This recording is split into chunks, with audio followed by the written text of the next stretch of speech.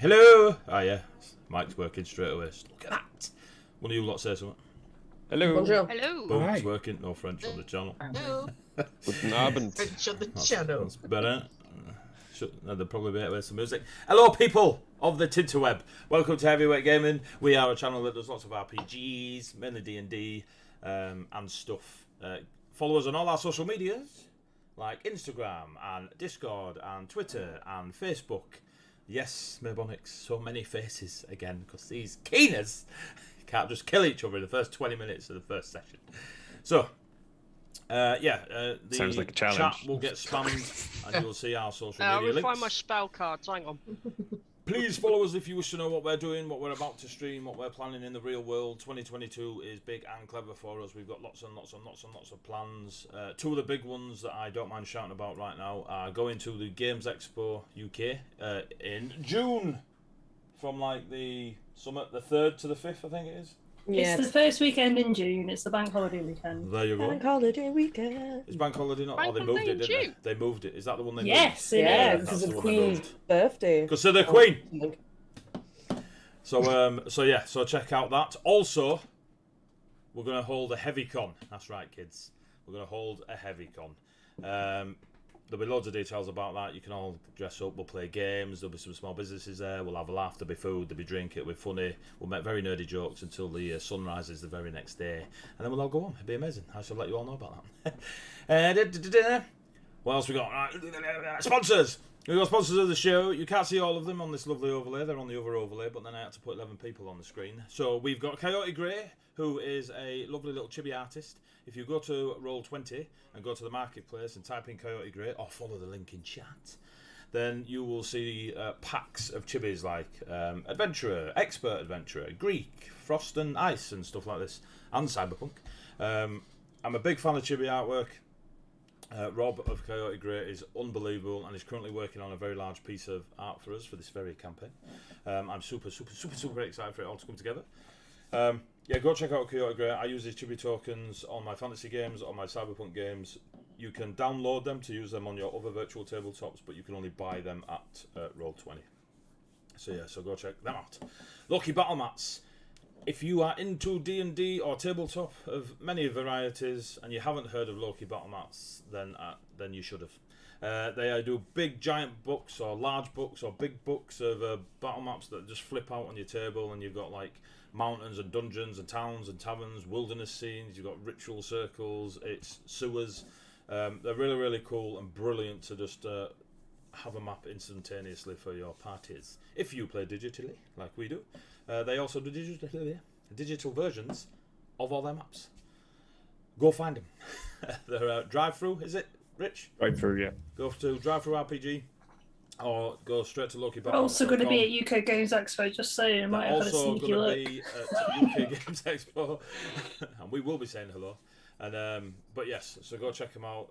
If you do play digitally, all their maps do, and they're just doing or just about to finish, I think, their sci-fi Kickstarter that's going on. So go find Loki Battle Mats on Kickstarter, and they're doing hundreds of tokens and maps for sci-fi. Big book of battle maps that flip out and such. Syrinscape is not an official sponsor, however, they are very aware that we are using their sound set, and they're very happy that we are, because they're happy that everyone uses them, because they have epic sounds for epic games. There you go. Super cool. Go check out Syrinscape. They've got a plethora. There we go. No one's checking. There we get some nods of sounds that you can use, whether it be for sci-fi or fantasy. Lots and lots of sound sets. They've got a lot of people working with and for them, etc. They all throw in and they create. You'll hear it through the evening. But yes, if you play around the table, have it coming out your tablet or your phone or your computer or a Bluetooth device, etc. It's super cool. If you play online like we do, because your mates are all over the country, the continent, the globe, then they can download the Syrinscape app, and whatever the Dungeon Master plays off their sound set or their master soundboard will play through their app. They can turn it up or down as they see fit. Some people like it loud, some people like it quiet, but it's entirely up to them. There we go, Syrinscape. Ashana, you can't see her lovely thing on the screen, but it will pop up in chat. If you go check out Ashana on Instagram, you will see all the amazing, beautiful glass crafting. She's currently streaming, Amy. She's currently streaming. Yes! Yeah. She's streaming right now. So, leave this channel. Go watch her instead. Go watch Ashana stream. She's the most zen streamer I've ever come across, and most of the time if I'm doing any writing or I'm not streaming myself, I like to have Ashana on in the background. She does really quality streams. You get to see her create beautiful glass miniatures, and have a lot of time for her. So go check out Ashana. If you do, please tell her we sent you along, because it's nice to say hi. But yes, so now she's back streaming. We will probably raid her at the end of the show. Hobbit music's playing. Ruffworx Creative. Yes. If you can't afford OnlyFans and you come to our channel, please check out Ruffworx Creative. The most oiled down lumberjack lookalike you've ever seen in your life. An incredible crafter with woodwork and leatherwork. Everything is blood, sweat and tears. Please check him out. He never uses Facebook because he's a nightmare, but if you can see some of the photos that we forced him to put up and stuff, or you can go on the Heavyweight Gaming Facebook and see the incredible Dungeon Master screen that he made me. And when I eventually move house, because I've sold one of the children to get a deposit, I will have the Dungeon Master screen out so you can see it. It is super beautiful. But yeah, go check what we out. do and contact them through Ange. Yeah, do that. Speak to his other half. I was in Canada and she still has to do the contacting for us. I will say, look out for Ruffworx Creative. He should be putting photos up. He's just taken part in a Assassin's Creed Valhalla fan-made film. So I can't wait. And his war cry was gravy. He also makes quite nice dice trays as well. Oh, his dice trays. There you go, an Assassin's Creed dice tray. Oh my god, that's pretty. That's nice. Modelled by, Dice One in a raffle here on this very channel, I believe, in a charity stream. we usually tap him up for stuff to give away. So yeah. Bits, 200 bits. If you are willing to part with 200 bits and throw it at this lot, there's a slight tweak to this lot. Oh, don't do this again. You can. We'll use them this time. Give the party a reroll. They cannot use them next week. They've got to use them all this week. They can only have 5 at one time. They can't use them on Death Saving Throws, and they can't use them on the Dungeon Master's rolls. Whilst we have this lunacy happening, where there's 10 people pretending to be made-up people, you can put 200 bits to the NPCs. All I need you to do when you donate 200 bits, if you donate 200 bits, is say whether it's for the players or whether it's for the NPCs.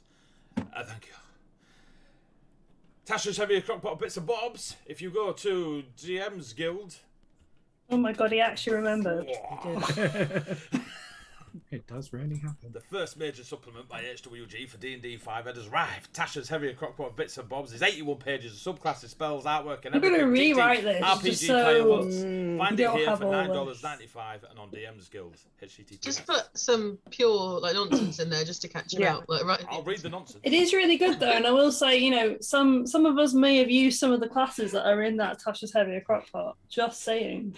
The new Bard College is the Dragon Song Bard College. It's beautiful, it's real good. Isn't that the one that has like 80 spells? There is 80 Yeah, it is. That's what all the pages Guess who's are. printed out some spells, We kids? just basically to fill out. We did one page for one spell just to fill out. You know what I mean? But if you go check it out, there's a ton of artwork done by a lot of our friends that are very creative in that area. Completely opposite to the rest of us. And there is a lot of stuff. A lot of writers came together and put a lot of homebrew into it, and that's 81 pages. Next year we've got a source book called. Is he still going? I am. All right, I'm getting there. I've got to do this apparently. Right, so. We're doing Atoria as a source book next year. That'll get released. We're currently just one of us has currently wrote 30 odd pages. I know another is pushing that, and we've got 2 other writers on board with it as well. So between the 4 of us, we should smash a couple hundred pages of this source book for Atoria. Is that Emma? Yeah, because always Beth will tell us all. yeah. Sorry, my love. Right. Only Jade's other half, it's fine. Last week, dead bossy. Last week, this lovely bunch of coconuts and extra coconuts. We are currently in the city of Ravens, the capital city of Ravenholm. There has a lot been going on around the country and in different realms, all affecting Ravenholm as a whole, regardless of what flavour you live in Ravenholm. The Copper Forest, the Forest of Autumn, the Fey realm that intersects with the material realm of Ravenholm, has been completely destroyed, right up to a glade and a cabin in the woods. This cabin in the woods belongs to Toodles, the current Jesuit of the Copper Forest, who has already dropped to the players that they are currently rearing some saplings for the new Copper Forest. This new Copper Forest, will be grown and tended to in the material realm, for the Fey magic of what it used to be has gone. There is an army of demons led by the Order of the Pale, who come across as a very lawful paladinic demonic order, and are here to take or collect the king's debt, which is said to be a nation of souls. So that has been discussed. There is a representative from the Winter Fae, known as the First Breath, who has yet to declare all intentions, but is here to speak on behalf of Vlad Marai, the Monarch of the Dawnfrost. Ulrich Steinson, a warrior, champion, very notable person of Ravenholm, many moons ago, when we all first started out as fledgling adventurers and dungeon masters. Started a civil war, and another war, because, you know, why only fight one, on the Copper Forest. Since the Copper Forest is no more, Ulrich sent word to all the forces that were following his banner, told them to disband and return to their houses. Or their provinces, not literally their houses. The civil war was stopped, and Ulrich has claimed all responsibility for any life lost, any decision made, and handed himself over to the judgment of Ravenholm. Currently, it was the Jesuit, aka Toodles, who brought Ulrich to this Sovereign Rabe, this meeting, this council meeting, this very, very big room filled with lots of important people meeting, as her prisoner, as their prisoner. Ulrich is the prisoner of the Jesuit as it stands right now. We have, representing more the vocal side of the folk in the room. So the room itself is the throne room that King Reinhardt back in the day ruled from. It is massive. It has been used for feasts, for great balls, for these sovereign rabbis, for any manner of royal dealings, was all in this same large room, this huge inner cathedral type building, a large empty throne at the far side that you can assume Reinhardt once sat, but is currently stewarded by the House of the Falcons. The Sovereign Rabbi is responsible for the decisions of the nation and has come together once or twice in the last couple of generations, because everyone tends to get along in Ravenholm because they've all a common purpose. Not at the moment. Of the 100 or so people that are here, including the party members and the NPCs you see before you on the bottom of the overlay, there are several hundred guards scattered all around the hall. There are workers that are bringing fruit and drink and laughing ginger children to the people of the Great Hall. Of the players, we have Aristotle Rycroft representing, well, themselves and their friends, but are originally from the House of Eagles. We have Kesfion and Xandra Summerbreeze, who are both Fae from the Oasis of the Rahar Habutton, which is the Summer Fae in the far south. We have Ruby Irwin, is it pronounced? Yeah. There we go. Of the Towan Highlands. And we have Sapphire Waters, who is currently of the Vey Dynasty. Of the NPCs that are doing more talking than the other 100 NPCs, because, you know, it's far easier that way, we have Captain Berryment, a Minotaur, a hero of Ravenholm, House of Tor, and was the one that led the civil war against the southern houses. Baddie not baddie, so far. We have Soultaker of Viconia, who is sister to Sapphire Waters. They have had a lovely conversation, and we'll see where that goes. We have Garina, House of the Forged, who also has mixed responses to the claims of guilt by Ulrich Stanson. We have Rise Harten, House of the Lilies, Campaign 2's Big Bad.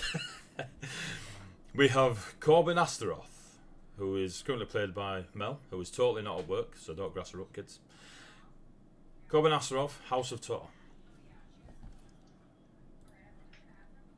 Off to the side that you don't see on the overlay, that will be speaking or likely speaking, and I'm on the wrong thing, because why wouldn't I be? We have the First Breath of Winter, as said before, representing Vlad Marai, the Monarch of the Dawnfrost. We have... where have you gone? We have Amthesia of the Violet Stones, a druidic dwarf with an interest in all things carapace and crafty. They may or may not get involved tonight. And representing the House of the Red Lady, we have Michaela von Trusing, who is very, very keen to see Ulrich dead. Hello, child, number 1. You off to bed? Yes. Night, night. Child number 2, come quickly. Sam, go on. Also, the children are coming. Did AD freeze for anyone else? Yes. Yeah, I was just okay. wondering if that was just for We me. all kind of went. I thought it was me. I was like, oh no. Like, Oh no, oh no. you're jumpy for a Yeah, baby. you dropped some frames. When you there, started maybe. talking about Michaela, we started. So jumping Michaela around. von Trusing, she represents House of the Red Lady. She wants Ulrich dead. She's a bit of a bitch, and we'll go with that. Right, so last week, as lots of stuff was said, we ended the session. You may correct me on certain things. Come on, Ginger Child, come on, quick. What's your language? My language? You never said Ginger Child before. Ah, I said the here, big Eddie, one. what's your Go, language? go, go. Bye, boo-baloo, ba-ba-ba. Yeah, you Ba, done? ba, Well, ba. Done? Ginger one. We'll Can't teach remember you. your name. We'll teach you better banter when you're older, mate. I think we left it with Zandria speaking to Ulrich. Give him a bit of a slap. And then, I didn't give him a slab. well, that's, Oh, yeah. that's how I'm writing it. Technically, the last thing said was Kesvion and Riseharten having a bit of a spat. Well, we'll get to that. I think I'm Xandria just- was walking towards Ulrich and Berryman was going to follow. I've is what I walked wrote past down. Ulrich at this point because I'm at the door. The door's open. Zandria spoke to Ulrich and then got to the door. Kess and Riseharten had mentioned age. Yep. I think And me and Rice Hart were trying to stop them from leaving, pretty much. yeah, you were heading towards Zandria. Berrimond also headed towards Zandria, yeah? Towards Ulrich. Oh, you were walking towards Ulrich with Zandria, yeah? Mhm. So, Zandria's at the door, or walking towards the door, as Berrimond is... You hear the conversation between Zandria and Ulrich, so you're within that range. You see Zandria finish her words, you hear Ulrich say to her, I'll always be there for you, and then Zandria walks towards the door. Soultaker and Riseheart are walking towards Zandria to intercept. It was more vocal, don't let them leave. They yeah. did the thing with the wall, Yeah, etc. I didn't walk anywhere. Okay. Yeah, I didn't move. It was do just... that. Walk. we use our voice. NPCs, you've got to re-roll. Players, you've got to re-roll. Thank you very much, Jenny Creighton. Might get more NPCs on, put my kids through college. So, Jenny. as it is shouted out about the wall from Soultaker and Riseharten, there is a reaction in the guards as they look to others of authority in the room. And we'll go from Berrimond, what you're doing. It's shouted out about them letting the wall go to pop. Zandria's making her way towards the door. I think you stopped, didn't you? Didn't you stop at the door? Yeah, because Riseharten There was like a dramatic was pause like, and turn. Yeah, yeah. Like that, yeah. stay in the room. That was a good impression. I mean, I was there. So, Berrimond, from you, it's called out. Zandria stops. Conversations had, well, I say conversation. Words were passed between Zandria and Ulrich. What do you do, Berrimond? Get close to Ulrich. Look him in the eye. Much. No, sorry. And then- That's my fan fiction. Sorry, ignore me. Berryman the Ulrich. I forgot I wasn't muted anymore. I'm sorry. Gently kiss him on the end of the nose. You've done so well for 50 odd sessions, Luke. We get one Minotaur and one meathead in the room together, and you're gone. Okay, guys, serious Sorry, faces, serious I'll- faces. But I will take my eyes off Ulrich, look around the room to the other guards stationed there. Close the doors. None may leave. This meeting is not over. Oh my god, it should be. We So- have been here for hours. Nothing is Do getting done. Do you have a plan? Do you We know have- what to do to fix this? We have already agreed that an army should be going to the wall. That isn't going to happen unless somebody goes and makes it happen. Somebody should be trying to find out who this demon is that owns the pact and sent the pale bailiffs to us. People, the lawyers and the scholars could already have gone to start looking at the pact to see if there is a loophole. These are all things that we have agreed must happen, and they are not happening. Romerick raises his hand. Ruby, is it? Yes. Just my apologies. The moment it was agreed that forces should be sent, there are magical means that we have been able to message during the break we had. The forces are making their way. As for scholars to look at the pact, the only wording we have is they demanded the king's debt and the words of Ulrich. But I do agree something should be done. And unfortunately, there will be more time in this meeting. You do not have to remain, but this is how the things are dealt with here. It has been a long time since we have come together, and the threat of the demons is more than just charge an army into it. Did I hear Romerick just say, "You do not have to stay here"? To Ruby, Where I am. yeah. Okay, I'm still going. Farewell. I'm out the door. There's guards on the door as soon as Berriman said, "Don't let anybody leave." You think guards are gonna stop? I'm just gonna push past them. They push back. You may stay in the room and have Oh, an and you impact can on definitely what is the stop room, talking. We or get it, all right? You may are leave in both- custody. You are both the most clever person that ever lived, and a poor wee church mouse who wouldn't have said boo to a goose if the big man scary man wouldn't have made you. We know. You have contributed nothing but some 4 copper words and a handful of mages. I have contributed We need to hear my no more from forces. you. I have contributed my intelligence. And if you will let us get to the point where I can have a conversation about what I intend to do with Ulrich, I will offer more. Your choices are stay in the room and have an impact, or go into another side room and await further questioning. These are your choices. All right, we have your forces, right? Whatever, right? Nothing is getting done, and you sit there with your It is fancy happening. words, looking supercilious at me. Yes, I know some 4 copper words too. Just tone it down, all right? Give it a rest, because you're very, And very stop tiresome. whinging about it and give us your plan.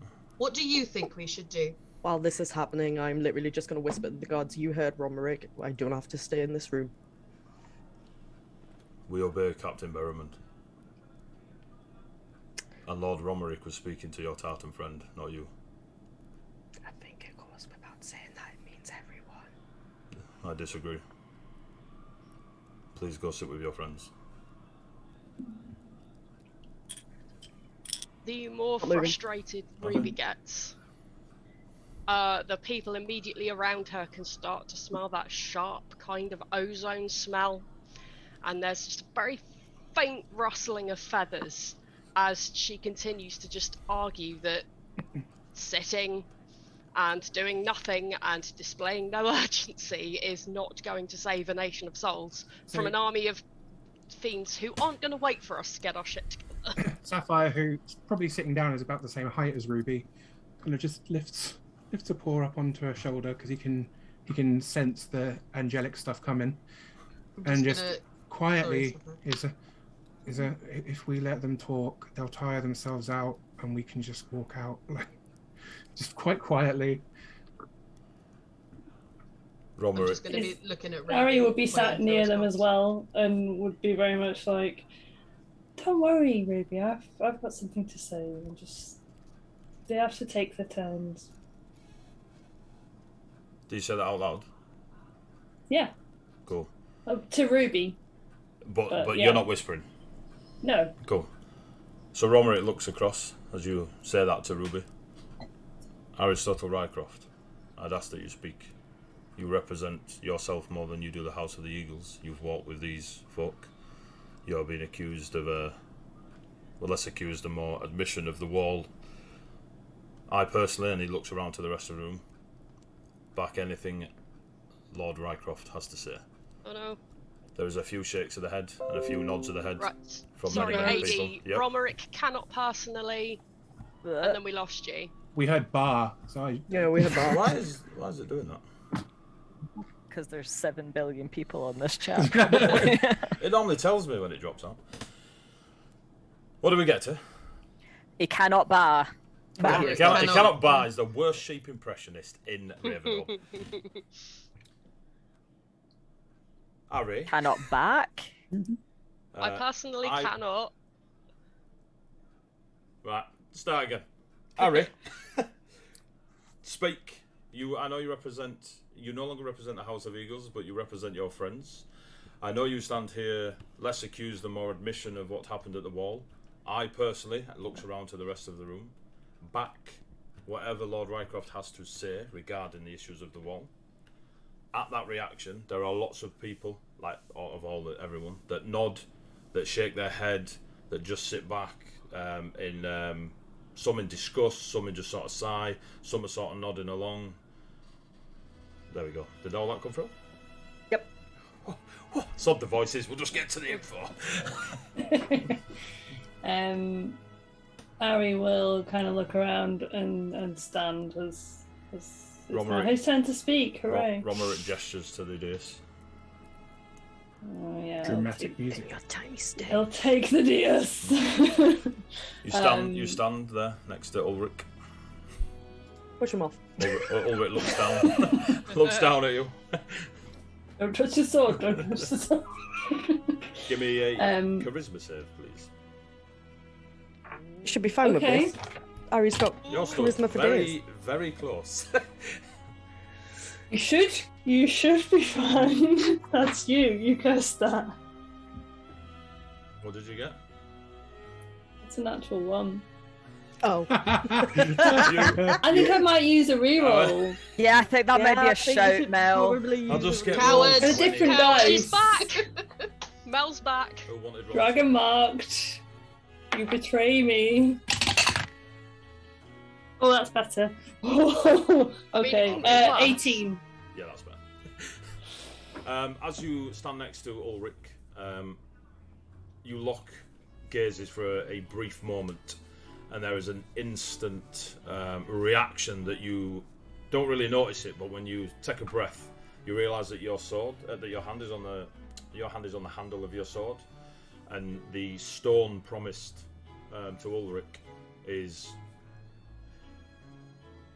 it looks like it's vibrating, you know, that little blur of colour just checking away, and you can feel the pull during that emotion that takes hold of you to take Ulrich's life. Because it's set off, your eyes then dart across to Xandria, across at the guards, and there's a split moment where you feel the need to take of Ulrich what you've promised, and then rush over and take of Xandria what you've promised. But you suppress it and you push it down. You take a breath, the stones no longer vibrate and glow, and you release your hand off the rapier. It's incredibly quick, barely noticeable by anyone, but a lot happens to you in that brief moment. And you are able to speak. I'll kind of stand up straight and just kind of look around and be kind of displaying of confidence that he doesn't really feel, but he can bravado it. So he's kind of like, I was once of the House of Eagles, but I do not represent them here. That is for the second eagle, and he nods towards Elva. Elva nods. I left that place a long time ago, but I am of Ravenholm. And I do agree with what a lot of has been said. We need an army at the Ivory Wall, or what was the Ivory Wall, to fight the army of the Pale. My grandfather's writings said the same. It's what's needed, and the offer of aid from several parties, and he kind of looks towards Berrimond and Garena and Soultaker, is much appreciated by everybody of Ravenholm, and it should be the same. That should be our aim, is to fight off what is invading Ravenholm, not have all this inter-party conflict. And he kind of glances towards Riseharton and Michaela. Michaela whiffs. That being said, Ulrich Steinson is with us. He has, as far as I know, or I can tell, has been truthful with what he has said. But as such, I don't believe he is to blame for the invasion of the Copper Forest, because it was an invasion. There's no doubt about that. But I do not believe he acted alone. There was a lot of magics used, for example.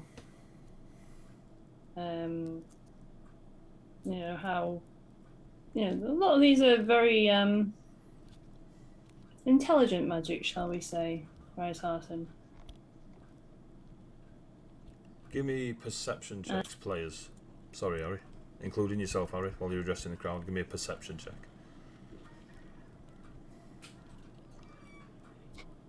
Sees as well. Trying to read what it says on my dice. Only 3.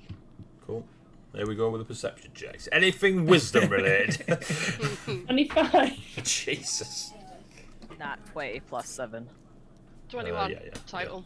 That 20 plus 6, 26. Nice. I was so happy with my 21. Save these for the fights, kids. I get my sword out, 8. So I'm on charisma save, so. you would have missed it, Harry, but you're addressing the crowd, and let's be honest, like your skill set since the creation of Harry Stotto has been people. Even though you aim your comment towards Riseharton, you can't help but notice that Corbin Astaroth, the smug mage that's been there from day dot, said a couple of things of haha, has never looked smugger. As if you could even get any smugger across their face at your mention of intelligent magics and such. You're half. That's fine. He's getting some questions in a minute anyway. This is all of you. You're half expecting Corbin to get up and celebrate with a parade, but sits there looking smug. You may carry on. Sorry, Harry. Turn more pages. Bring me fear of what you've written.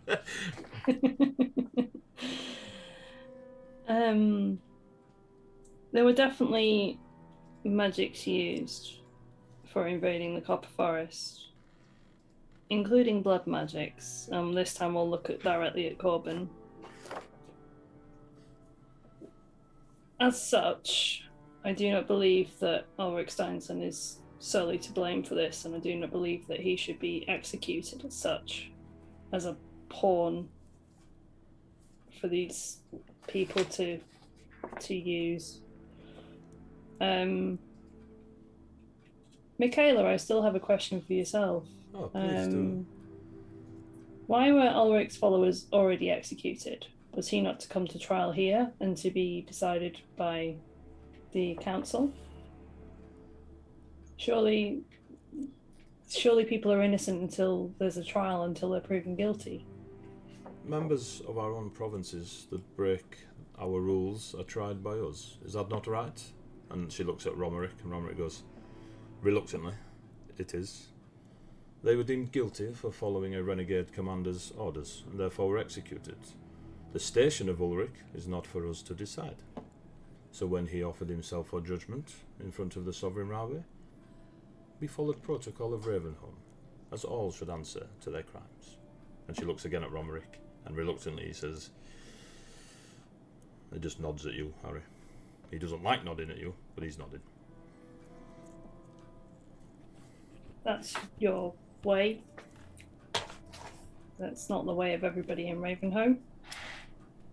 But that's your way, and I accept that. She raises her goblet to you and takes a sip of wine.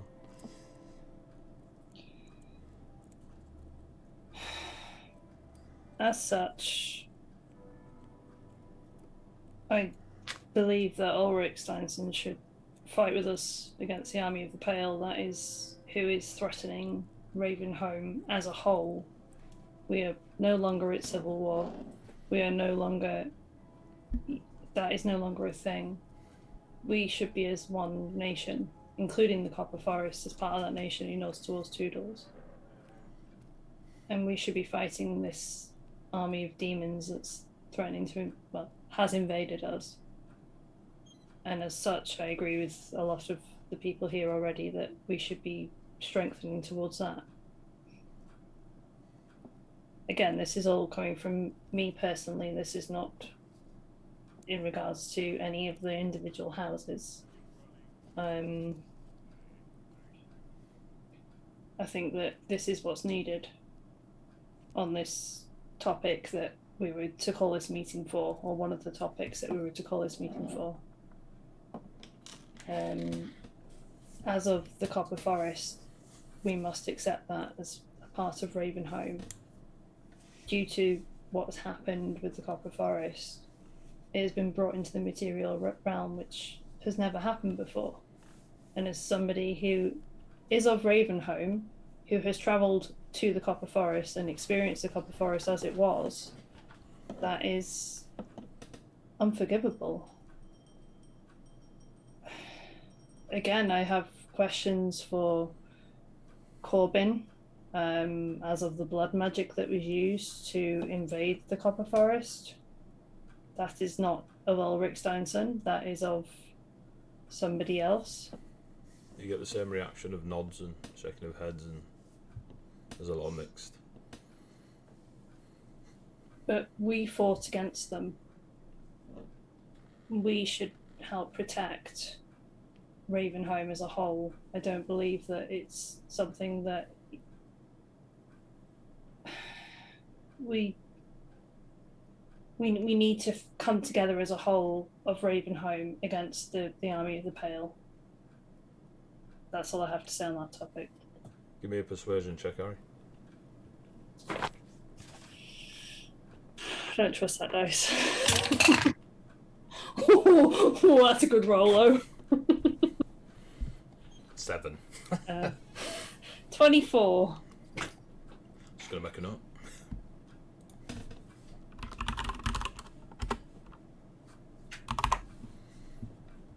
You see, on many of your points, like except in the Copper Forest, you see like Riseheart nodding, you see Michaela nodding, you see the majority of folk in there nodding at the point of making the Copper Forest part of Ravenholm.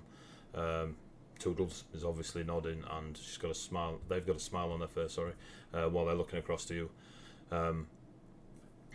You hear Ulrich sigh, and you look, but he still stood there, shoulders back, chest out. But you imagine that subconsciously his shoulders have just dropped in something. But there's definitely an element of change. His obviously physical appearance, he's keeping it stoic, but you've kind of heard in the sigh, in the just a shift of his feet. But whatever words you are saying are hitting home in certain ways. Garina, I know Riseheart and I know Michaela agree with the Copper Forest. Is Garina nodding? Is Soultaker nodding? In mild indifference, but yeah. Yeah. Berrimond? Corbin? I mean, you've been credited. Are you nodding? I am indeed. Never doubted it for a second.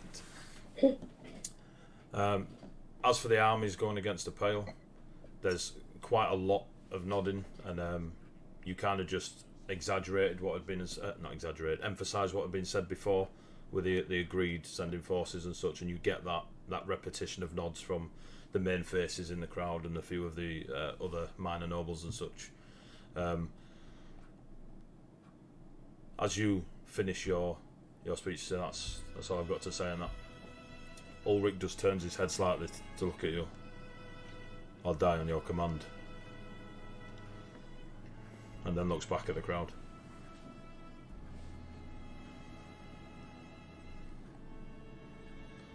Romerick, seeing that you've finished your speech.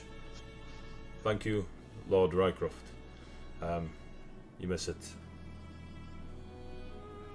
Nod and take a seat.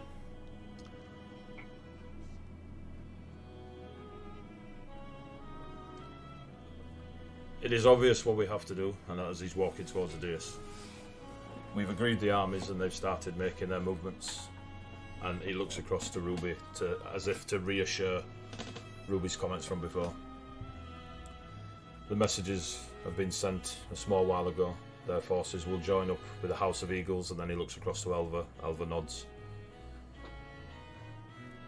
There will be a 10-minute, maybe 15,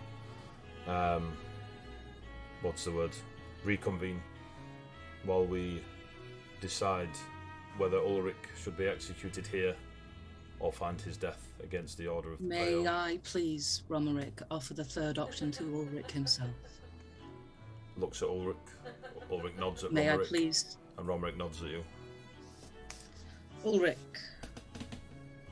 I today was going to charge you here with treason, a charge you have not denied. I was going to ask for your death. However, we have a white wall with no soul. You are an ancient being, great in power and story. And you may be able to repair that with your soul.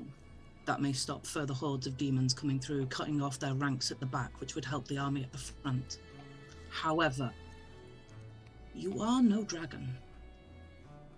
And I'm going to gesture to the party, with a bit of a smirk, but I'm going to gesture, they have called for unity and for a trial of the crimes that were committed in the Copper Forest.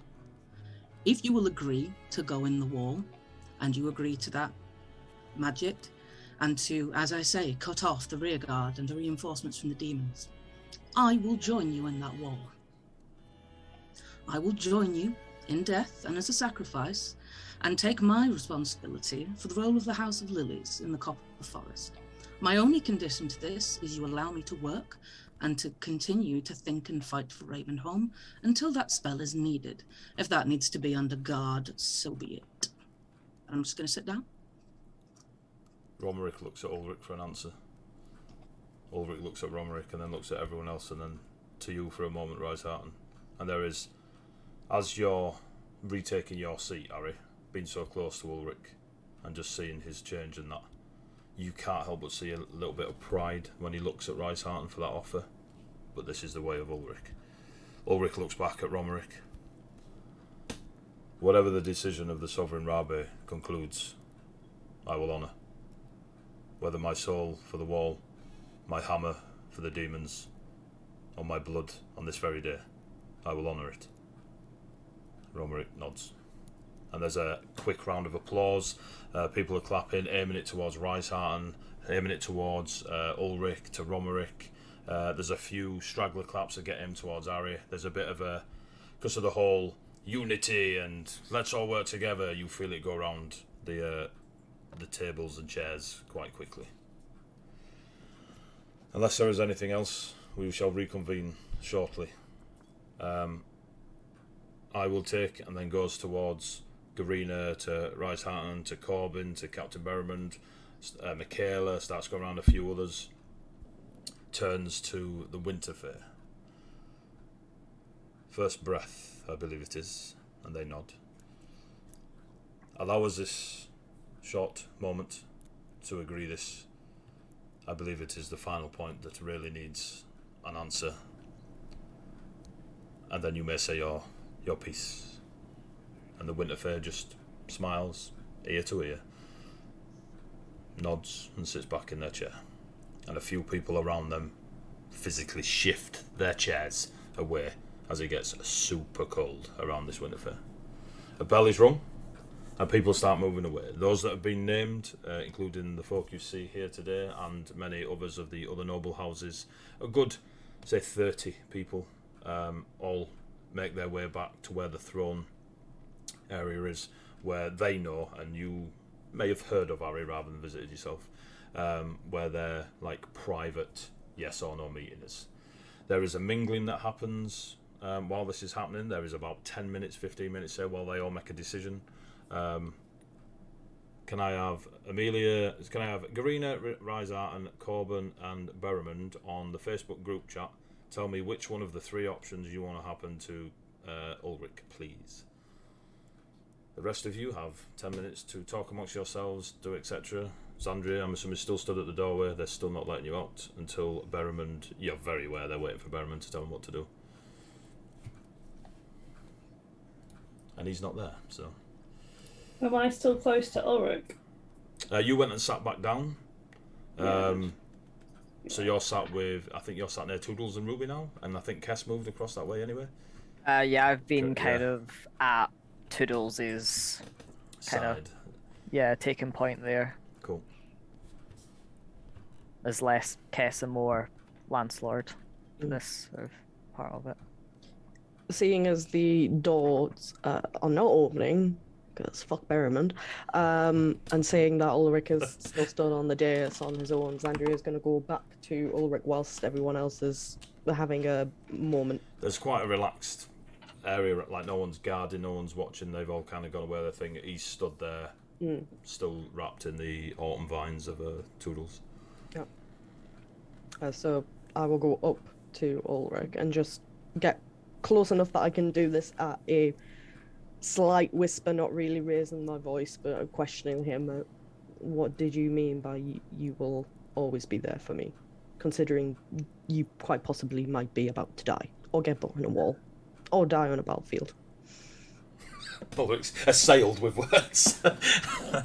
It's either A, B, or C, big lad. Either way, you cannot keep that promise. I can and I will.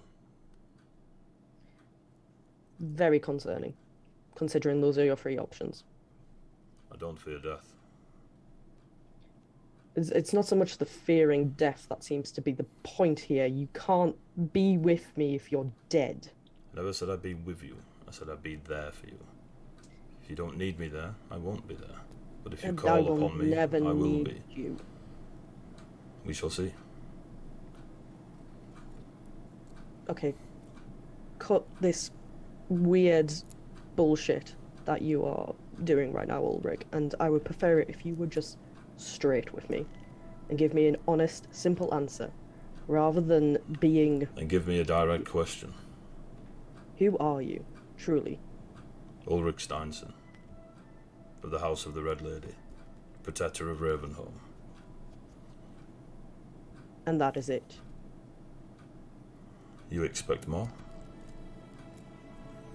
What are you getting at, Zandria Summerbreeze? There is something about you that just seems off. I could say the same for you. You've walked summer, you've walked autumn.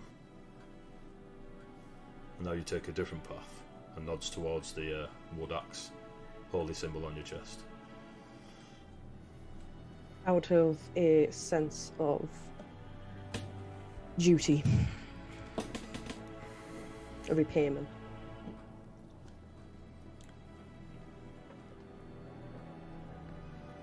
I am the same.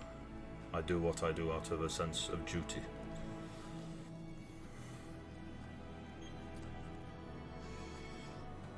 Well,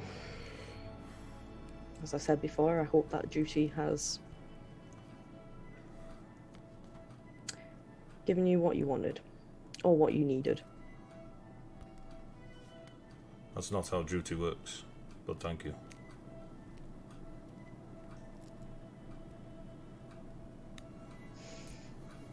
I don't imagine that we will have much engagement after this.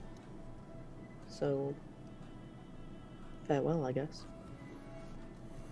Farewell, child of summer. Andrea stalks back to the doors, where she's just gonna lean against the wall, waiting. for the Minotaur to say let him go. Do we have all our votes in?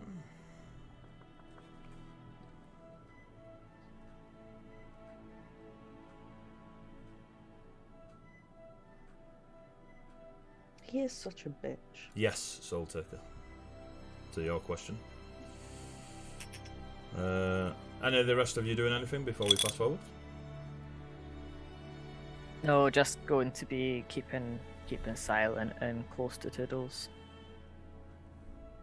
Ruby is still visibly furious. She has been non-stop, but in this sort of like weird mix of like halfling, druidic, and celestial. So probably no one around to run for. She's just having every now and then you see Toodles look at Ruby and laugh. Not like out loud laugh, just so he's having a giggle. You see a lot of the nobles that are not invited to the private meeting kind of looking at Ruby as well. Some are smiling, some just turning away.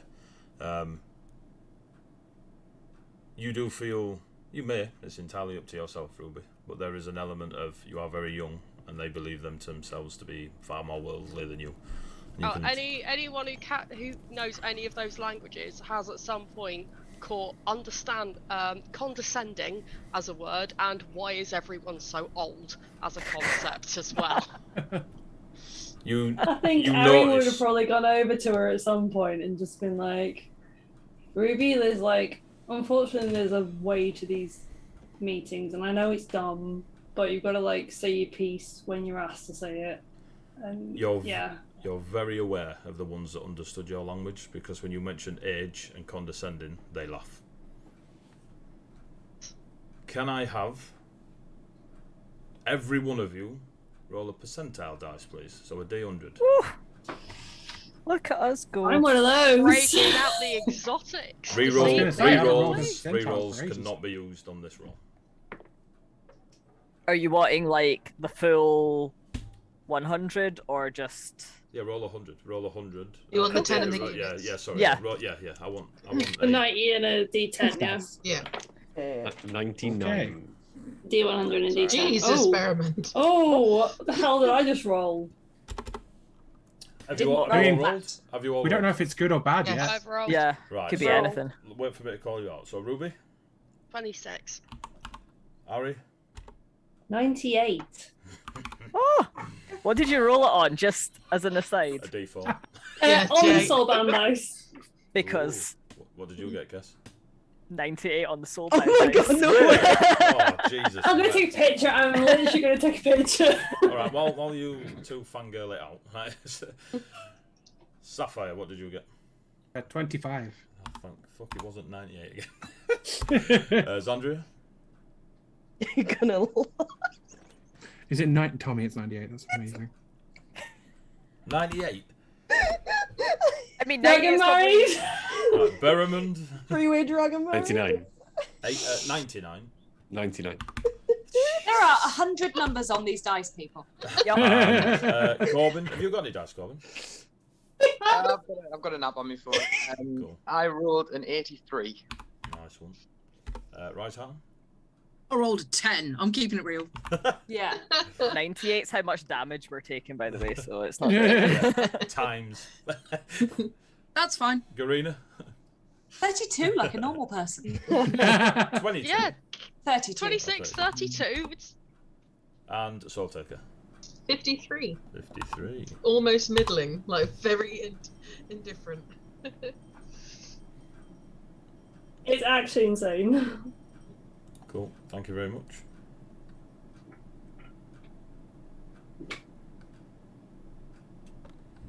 Cool. Okay. So, anyone doing anything? No? Right, cool. Within the meeting, the private meeting, it is back and forth. The wall, fight for the pale, execute today. There is an element, most, if not all, of completely gone away from execute today. The majority are leaning towards fight against the pale because they're fully aware of, regardless of actually seeing Ulrich in action, Ulrich's, reputation among Ravenholm folk is quite superior to many other warriors. Berrimond, you're like hard and fast. behind your decision. Riceheart and Garina, your decision is spoke of quite positively among many, including Romerick. Romerick leans more towards what you two have said in this meeting. The votes go round. Elva was asked, the second eagle of the House of Eagles, was asked to vote last. Despite quite a lot of the conversation being very positive towards Garina and Riceharton's plans, it does become quite, not 50-50, but a lot closer than what a few of you and many of the others thought it might be, as the talk was very heavy towards Riceheart and Garina. And Elva votes the last vote. In it goes, it is counted, you have your answer. The bell is rung again that was used for the meetings before, and you see that people start making their way back to their seats and stuff, and those in the private meeting come out from the back and start taking their seats again, and you see like Barrowman and Corbin and Riceheart and such, and Garina. Everyone takes their spot again. Barrowman, as you're making your way to your seat, a guard comes over. Captain, what should we do with... and then nods across to the doorway. She wishes to leave.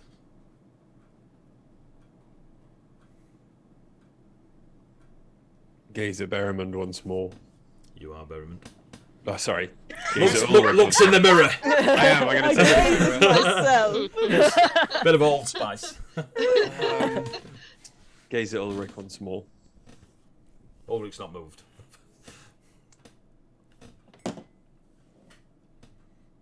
Let them go. This soldier then just nods across to the others. You may go, my lady. And they all just move and open the doors for you. And out Zandria goes. Go and curl up in my room and rock myself back and forth. Straight into a trap. So are you heading back to the guest quarters? Yeah. Okay. Literally to curl up on a ball and rock back and forth, because that was a lot of like... Revelations. No, it was more the fact that it was a lot of sound, smell, sight. Since It was an overload. Yeah. That's fine. Considering, you know, she has only just been resurrected 20 like a minutes day ago. ago. Yeah. But I'll give you that. Sensory overload. That's pretty cool. Yeah. Everyone takes their seat. The guards retake their positions from allowing Zandria to leave the Great Hall. Anybody go after her? Nope, staying by Toodles. Romerick retakes a dais. Ruby does, sorry. Do you go Slow after? off the mark, Ruby will follow Zandria. Cool. Do you follow Zandria or just leave the hall? No, follow Zandria. Okay. Not like in a annoying way, but I think I'm Zandria sort will of like, judge that. I am trying to present it in a way that I too am going back to the guest quarters, and it happens that I therefore need to walk the same way as Zandria. I am not trying to get in Zandria's space in any way. Cool. So you're not in company with Zandria, you're just walking near Zandria. Yeah. Cool. Ruby leaves, Zandria's left. Romerick comes to the dais again. Raises his hand to settle everyone down. Michaela. Lord Romerick? Yes, my lady? Never mind. I'll talk about it later. And she sits back down and sips her wine. Romerick then looks to the rest of you. Looks up at I did it that time. Looks up at Berrimond and then back at Ulrich. There you go. Ulrich Steinson. It has been decided by the Sovereign Rabe that your soul will take its place in the Great Ivory Wall and help to the undoing of what has been done recently and the loss of the great dragon that once resided there. Alongside of your soul, Riceheart of the House of Lilies, the Sovereign Rabe will accept their sacrifice and yours. But it is something we must do with the aid of the House of the Forged, and looks across the Greener, and their soulsmiths, and the Star Gauntlet must be used. They are far more educated on such things. Riceheart and Garina have agreed that knowledge will be shared for a small time to allow this to happen. And he's aiming this all at Ulrich. Yes.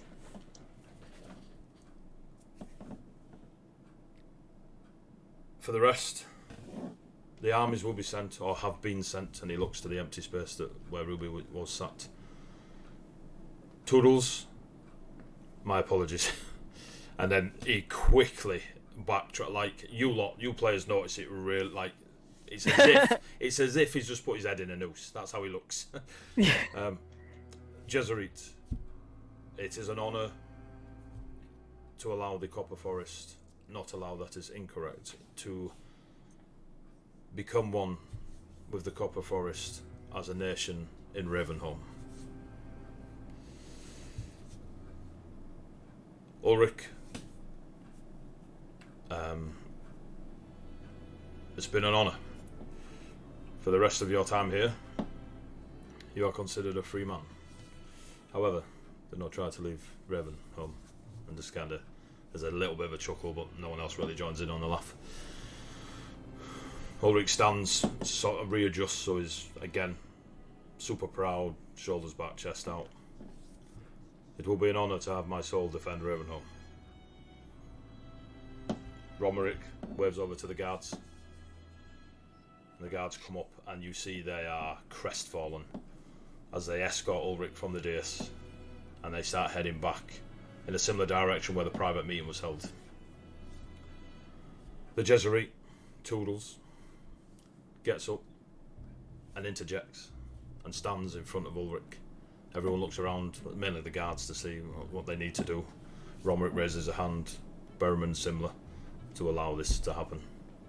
It's not far from yourselves, as obviously you sat near her.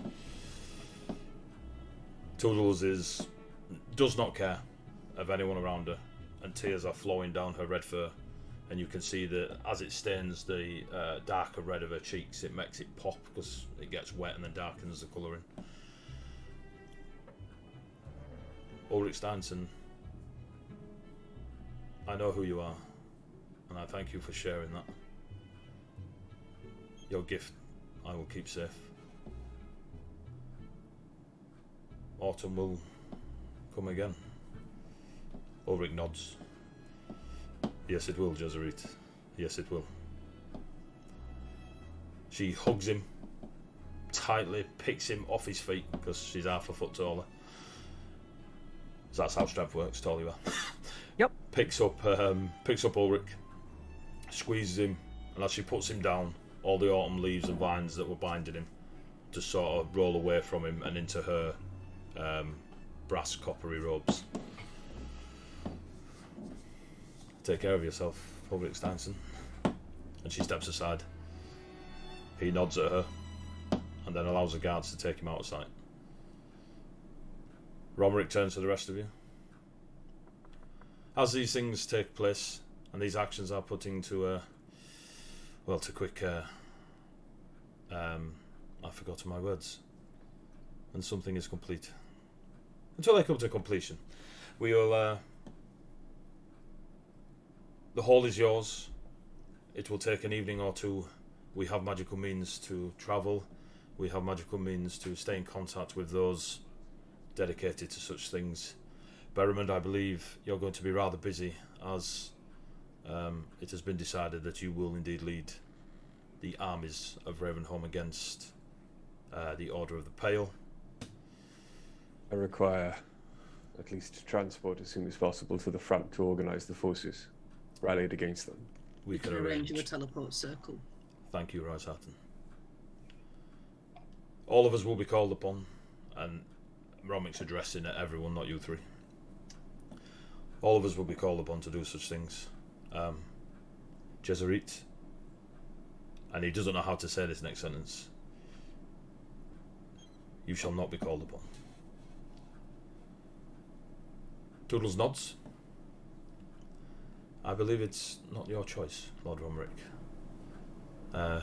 Autumn is now of Ravenholm, and we choose to stand with you. The saplings need protecting, and I can protect them best by helping against these fiendish creatures. Far away from them. I do not wish to fight them in my own garden. And he nods, and you get that small, like a lot of them start clapping, and then they look around. Not everyone's clapping. They start to stop clapping, and then Toodles looks at them and does this, does that with a hand, and they start clapping again, and then a lot of them think. Erimund looks around to the guards left in the room and is clapping really loud and heavily with his massive hands, making sure, like eyeing the guards, making sure, why aren't you clapping? Clap. The guards do the same just because Berriman's doing it. Obviously, those of you of named NPC-ness have a presence that the fear of the Fae is not necessarily on you unless you so wish it to be. But obviously a lot of other people around, like the guards and other nobles that are not of elite, still hold that fear. And Jezeri has an aura. I mean, they are an archfey, they have an aura. So, you find it as funny or as serious as you wish, but that is what happens.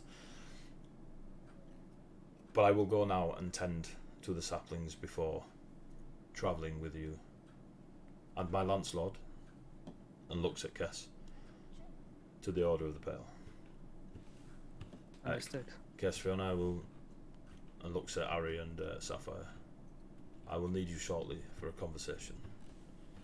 And Toodles, because they can, walks out on a bed of snowdrops, just for no apparent reason, and every now and then zigzags. Just because they can. The guards don't even look at Berrimond and let Toodles out the door with a pat on the back so they don't have to see Toodles again. And Toodles leaves the Great Hall, and as do the snowdrops when Toodles disappears.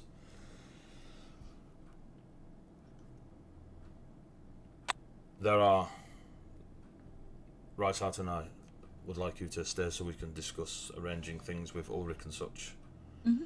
Garina, I would like you to stay for your knowledge or contacts regarding the Star Gauntlet. I understand it is a secret of your province and your house, and it is one we have never questioned any of the houses, and then looks around to representatives of all. It is your secret and it will remain your secret, but we do need its talents in this moment. We are willing to help. Soul Taker of Viconia, you are more than welcome to stay. Your words were valuable and I thank you for them. I believe there may be other things you need to do, and looks at Sapphire because there's an uncanny resemblance of a lion and a lioness just sat staring at each other dressed in Viking clothes. And a Never met kimono. him.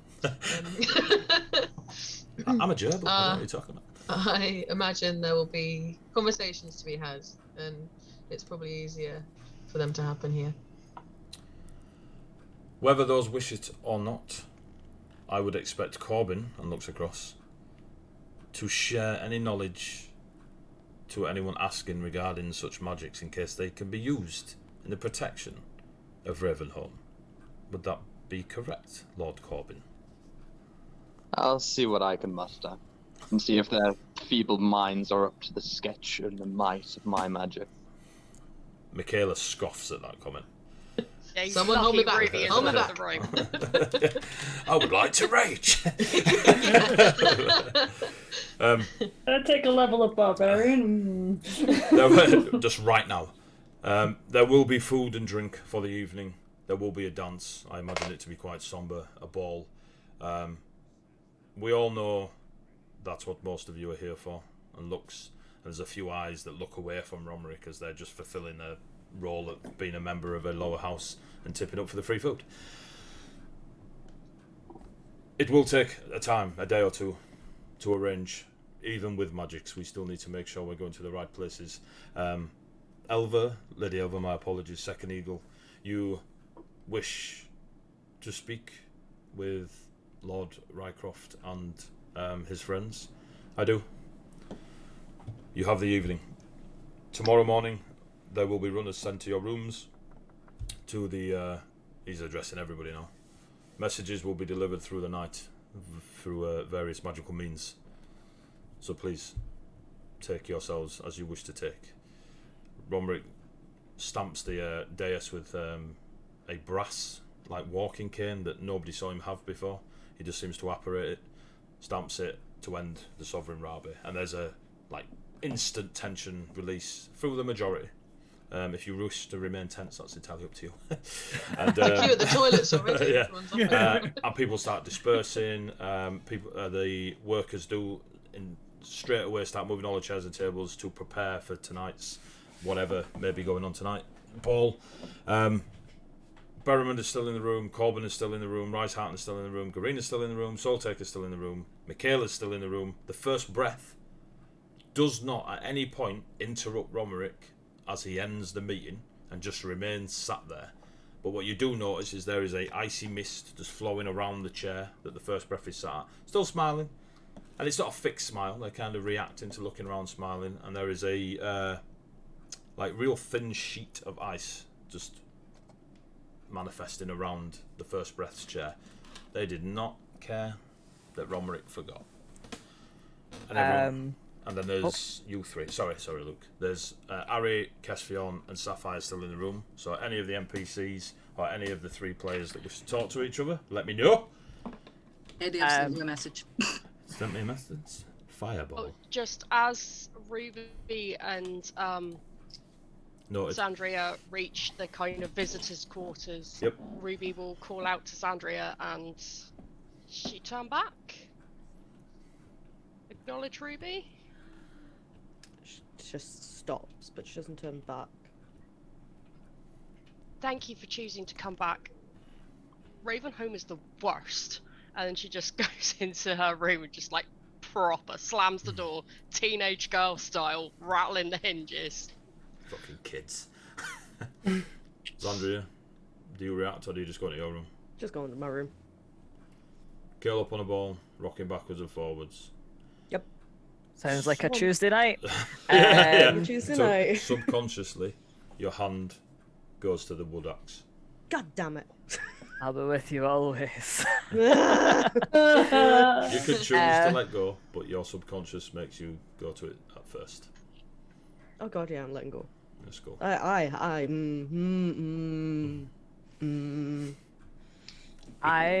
back in the room, would like to approach the first breath of winter. As you approach the first breath, Rice-Harton approaches Ari and hands them a small piece of parchment. That's interesting because I've only approached them. Well, as you were both approaching each other, Rice-Harton hands you a small piece of parchment. Everyone walks into the middle. Yes. Ari. They put the left leg in and the left Well, leg. So go with Ari first. That's for the ball. With this bit. The small piece of parchment is handed to you from Rice-Harton. You will go in that way anyway. Do you ignore it and talk, or do you read the parchment first? Kind of look at them. And read the parchment first. The parchment, in whatever way wording you so wish, Ari, suggests a private meeting between yourself and Rice-Harton, out the way of prying ears of other nobles and greedy fingers and such, and you may bring as many of your friends as you so wish. And Rice-Harton kind of just started, because you approached.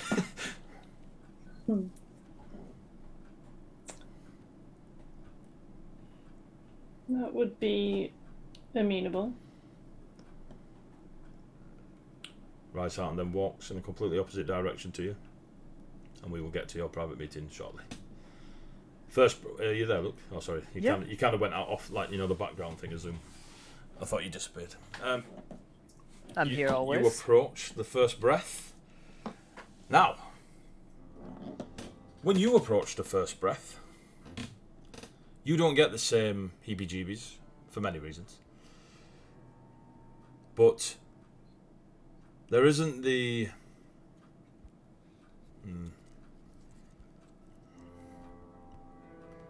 wintry presence doesn't have the effect on you that you can imagine it has on your sister. Yeah. You know, like, you use your big brain. You know that you don't like winter because you're a summer breeze. Yeah. Whereas you also know that Zandria reactively doesn't like winter. Yeah. So you approach, and as you approach, the first breath conjures an ice table and chair, so you can sit with them in front of them. Anyone nearby immediately pegs it, and I've not said peg it for years, but across the hall. It means something different these days when you say pegging it. Greetings. I'll take a seat. Not quite a child of summer, are we? But nearly. You smell of the oasis. A little bit of everything at this point, I believe. And what do we call you? I'm Caspian Summerbreeze, but I'm also the Landlord of the Copper Forest. Ooh, the Guardian of Autumn. Good job, and thank you for failing. It was not my intent, but the seasons do what they must. They do, and all she had to do was let go. I'm sure my monarch could speak further on it. I'm but a messenger and a voice. But I can answer questions I believe you have, unless you just wish to stare at my beauty. Alas, I am finding myself quite short on time, but thank you for the offer. You are very welcome. I do not wish any animosity between our seasons more than is already contrived, but I also noted that you were not given a chance to speak. It is fine. Autumn would hear you. There is no autumn to hear, for it is currently being conceived, given that chance of life. The saplings, they will hear us, but not yet. The only animosity we hold is towards your dear, dear summer sister, but not to you. We hold outright aggression towards the spring children, for they take what we wish to hold on for longer. We are finality.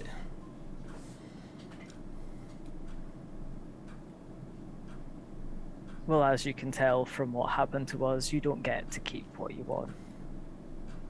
The No. cycle's there for a reason. Agreed, and it's why dear Red Lady went insane. All you have to do is follow the rules. Winter always comes, autumn always falls, spring will give life, and the proud summer children will be at their peak. You are a Lancelot, a guardian. I heard the dear Jesuit, Toodles, you say. Maybe not you, but I'm sure it's a lovely name somewhere. You will go with her, with them, fight these demons. Yes? Indeed. I will go where I'm sent. What As you happens do. to dear Autumn when you die? If you die, my apologies.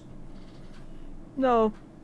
When I die, as you know, you are finality. Everything comes to an end at some point. Agreed, but my winter reach, or my monarch's winter reach, I see it not reaching out for you. When the other one was here, I felt the need to snuff out that summer fire. You are not of summer. You are of the oasis. You are definitely of the oasis. But winter does not reach for you, Caspian. We all have our time. Swim a lot, do we? It's my favourite thing to do. I quite like the water. Of a different temperature, I'm sure, of the oasis. It must be quite hard to swim through ice. Not when you're the voice of winter. It's more a caressing carrying. I bet I that's think I'll sewn stick into a to my chimney. warmer soil. I think soil's harder to swim in than ice. Unless it's mud. Do you swim in the mud, Caspian? It's about all that's left of the Copper Forest at this point. Oh, Thanks to, and he'll glance across the room towards where Corbin stands. Corbin, literally, raising a drink. Hey! Just wait. Two thumbs up.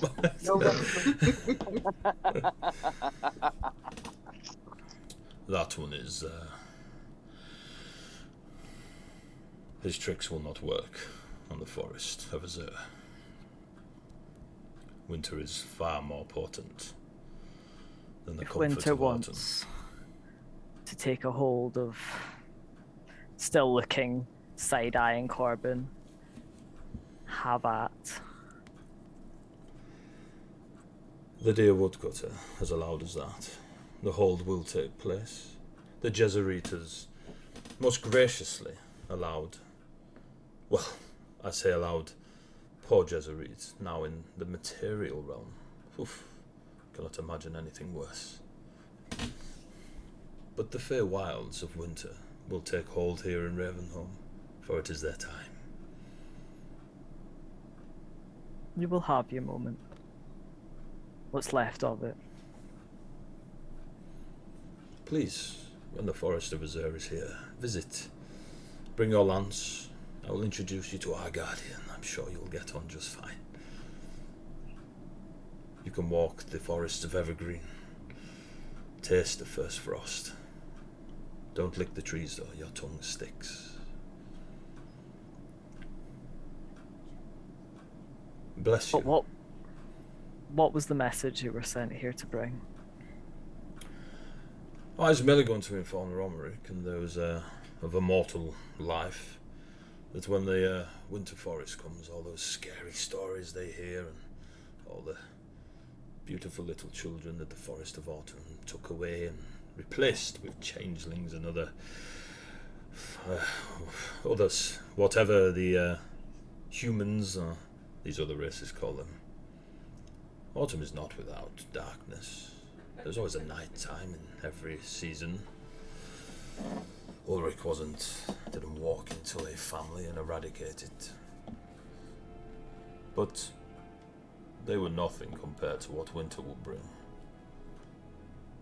Romerick may have seen it as a threat, and those of Ravenholm. I'm merely stating facts. When winter's here, people die. Life ends. Frost settles in. It will be harsh. Ravenholm has not experienced winter for generations. You can thank the Red Lady for that. And the first breath looks across to Michaela. No response. It may not be the feelings of my Jesuit, but I believe that the people of Ravenholm could do with a healthy fear of what the Fey Forests will bring. I can guarantee that, Kesvion. Not of summer, but of the oasis. I will leave you to the rest of your day. I thank you. You're more than welcome to visit any time you wish. You'll find us just outside the cabin of Jesuit. Take care, Lancelot. And your first breath. And we'll move on. It instantly gets warmer the further away you walk. And on that, we shall call a break before we delve into other secret meetings. Thank you so much for tuning in so far. We're going to have about a 10-minute, 15 at most break. We're going to get a drink, have a little bio break, and we'll rush right back here to carry on playing with 11 people. 10. Right. So break time.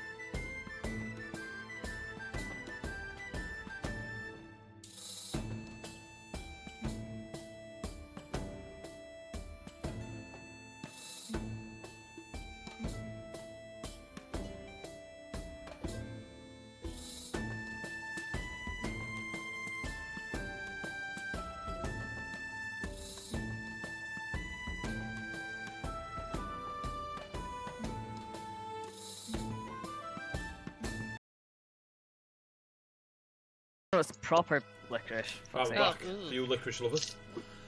Welcome back. We've had our break, I think. Actually, Corbin, you're back. Mel, you're back. Didn't even. Of course I'm here, man. Just never break character to the Question DVD answered. commentary. Right, so let's crack on. So in the first half, we went through the Sovereign Robbery. It got concluded. Armies have been sent from all the houses to bolster the forces of the House of Eagles against the Pale Demons. Ulrich's sentence, as it was, or judgment, is that his soul and the soul of Reisharten, a noble of the House of Lilies, will jump in to the wall, or be forged into the wall with the Star Gauntlet, which is a very powerful smithing item from the House of the Forged, thus recreating the soul power that once powered the Ivory Wall. And in theory, they get rid of the demons, the wall's rebuilt, 2 new souls of quite substantial power, keep it going, and then we reset, etc, etc. The First Breath has delivered a very casual message to Kesvion Summerbreeze, because Ravenholm basically ignored and forgot. They'll wish they didn't. But yes, worst that could happen. Ruby and Xandria left the Great Hall and went back to their guest rooms, and we are jumping back in now for Reisharten and Aristotle's private meeting. Ari has grabbed Sapphire, did you say? I feel like he would have probably sent a quick message to Xandria. Quick message, or magical, or actual runner? Magical Okay. message. I was going to say. A homing pigeon. Magical 120 feet message. 120 feet? Yes, I don't know if they're going to In be a out of pie? range. There's nothing. Nah. You'll get Okay, nothing. well, back. he'd have tried. But you are aware that it's because she's out of range and not because she's ignoring you. Yeah, You see what I mean? that's fair. Which is up first. Yeah. I mean, you say that because she's out of range. We have no way of knowing whether she'd have ignored it, but let's be honest. No, we do. It's more a feeling that you know the magic doesn't land. Yeah. He would have tried, is my point. Yeah, that's cool. Like, I know he wouldn't have been able to. That's fine. So you try to realise that it'd obviously take a bit more time to get Xandria. You see Kesvion speaking with the First Breath.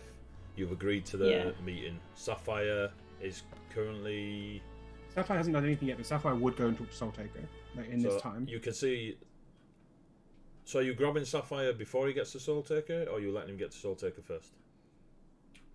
If he's already kind of heading over there, he'll kind of see it He and is just go, heading well... in that direction, and you assume that the only other lion in the room He is probably where will he's going. probably send a quick message to Sapphire then, as the only person that's not currently engaged and within range, and just be like, Reisharten's invited me to a meeting, I'm going to go and talk to them and try not to kill them. Sapphire's ears like prick up and turn slightly, as if he's actually listening. And he looks around. Can you reply to looks that? over, You've been messaged by me before. You can reply to It's still messages. Sapphire. He doesn't like it. It freaks him out. So he will literally catch her eye and just kind of nod emphatically. It's more just telling someone where you're going because you're going off with the dangerous person. Yeah. So, It's more Sapphire, smart than most of the rest of My us. mummy knows where I went. so you give the nod to Ari, Sapphire, yeah? Yeah, And I'll you continue to Soul Taker. Yeah. Ari and Reisharten sends over a runner. Lord Rycroft. Lady Reisharten has acquired you have a room. He's dead nervous in front of you. To go speak. We can bring drinks. Just follow me, please. And just walks off. They take you. You go past Reinhardt's throne. As you walk past it, you hear the caw of an eagle. And you still got the amulet, haven't you? The polymorph amulet that you got given on the wall to allow you to polymorph it into an eagle. Yes, I can't remember if I gave it back or not. I don't remember you giving it back. I'm going to say I don't remember that the giving it amulet back. you've got around your neck that allows you to polymorph into an eagle. You did keep it. Yeah. Did I? Okay. You did.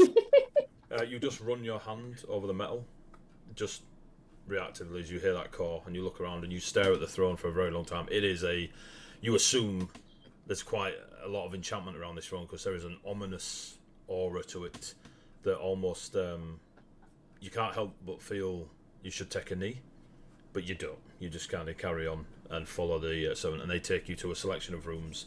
The heavy door is pulled aside, and in there are, quite deliberately, these are quiet rooms. real dark leather sofas and chairs just kind of curve round from the doorway. There's a table in the middle, and there is like a tray with a couple of goblets and a jug of what you assume is very expensive wine, considering you're in the throne hall of Ravenholm. Nah, it's just it's Lamborghini. So, and Riceharton is sat there. Before we get to that, I'm going to skip back to Soul Taker. Soul Taker, you walk over to... No, Sapphire, you walk over to Soul Taker. Soul Taker, you see Sapphire coming towards you. 3, 2, 1, go. So how is all of this impacting? Like, it has been interesting. Gotta be honest, I was phasing in and out. I think that the plan to send Ulrich to the wall and bind his soul, along with Riceharton's, I can only hope it works. I don't pretend to know what I don't know about such arcane things. I find the Riceharton creature distasteful at best, but I appreciate their sacrifice, and if it works, it will be only positive, I can assume. Well, here's hoping. What are your plans going forward? Locate the brother of the one that you call Aristotle in whatever form needed.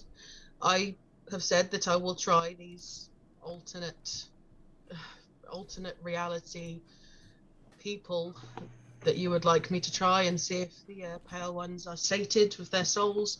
But as I have said before, if they are not, I will continue until I find the real Stefan Rycroft. I make no secret of that. I understand that. I mean, the only Stefan that's in this realm is the one I'd quite like taken out. So I think that's going to be one of our goals as well. But it seems like as good a place as any to start. I would like it dealt with sooner rather than later, so that I can join Berrimond and Elva at the front. But at the same time, I feel my skill set is best used trying to prevent the Pale Ones from what they wish to do in Viconia, which is by killing Stefan Rycroft. if I can... No, actually, I prefer this. No, I prefer you going after Stefan than being on the front lines at the wall right now. So I'm not going to say anything. I will happily... We'll go down the same path. We could take our own ways. You could travel with us. If your friends find it amicable, I would travel with you. However, I wish for it not to be a secret. I must emphasize the fact that I am not going to protect the one you call the real Stefan Rycroft. If necessary, I will take his soul. And I wish for your friends to know that. Are you two just talking in the hall? Yeah. Yeah. Cool. Carry on. And I wish for your friends to know that, because I do not want it to become a revelation at any point should your plan of offering these alternate Stefans, should it fail. I do not wish for there to be any secrets of that ilk. What has dear Stefan done to deserve death? And you see Michaela von Trusing just sidle up to you with her goblet of wine, and there is a very obvious sweet smell radiating from her. Both your Lionel senses. I'm going to turn to her with a very back the fuck off stare, like you were not invited to this conversation, and say, it is nothing to do with you, and I suggest you leave a conversation you were not invited to. Go and sit down. My apologies. Good luck killing a Rycroft. And she says it quite loud, and then goes and sits back down. I need nothing from you. She's walked away. I shout after her. She is. There is a lot more people staring your way. Sapphire quietly says, "Oh, what a bitch." He hasn't got a clue about Michaela. No, I understand. I was planning on not telling my friends about that particular possibility, but I understand your wishes, and I will be open and honest with them.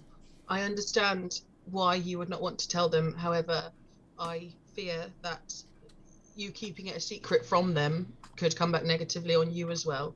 If you were to know, well, as you do, my plans, and you kept it from them, they may think less of you should the time come where I have to make a choice. And yes, I feel honesty and openness in this situation, hard as it may be for you and your friends, and for me, I'm sure, when the time comes, is the best way forward. I'll talk to them once all of this is quieter and see what they feel about you traveling with us. But if not, and we have to go separately, then, well, just make sure you check in before we go.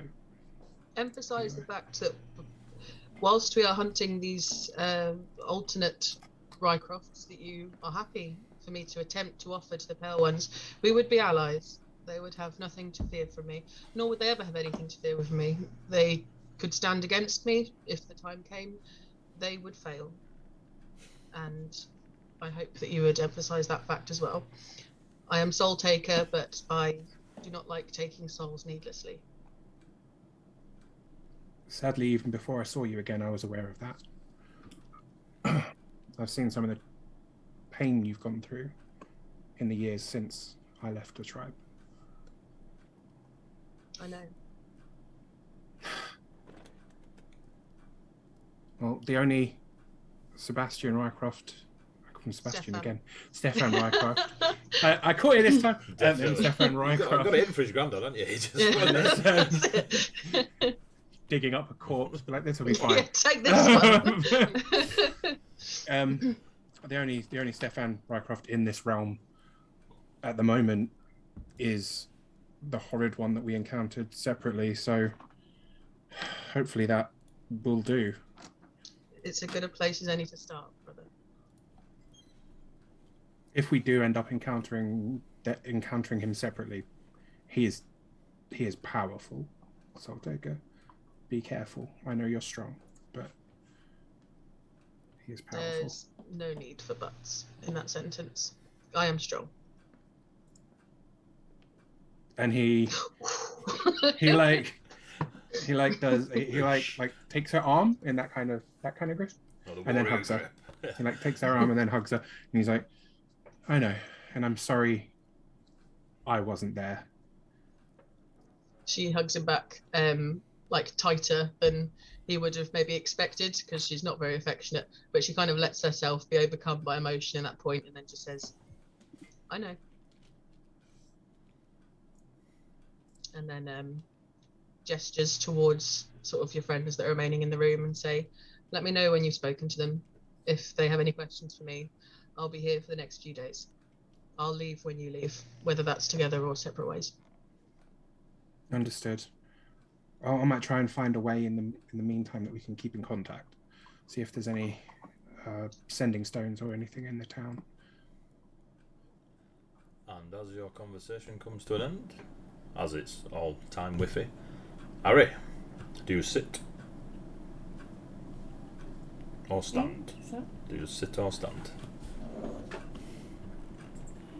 Where I'm going towards the room that they've kind of invited me to, though, Anna. They opened the door and showed you the table with all the sofas and the 2 goblets and the wine jug. You're at the room. Is Rise Harton already in there? Rise Harton's already sat there, yeah. He will sit opposite, on one of the other chairs. You will have your privacy, and the person that guided you over closes the door. And you hear none of the din from beyond it.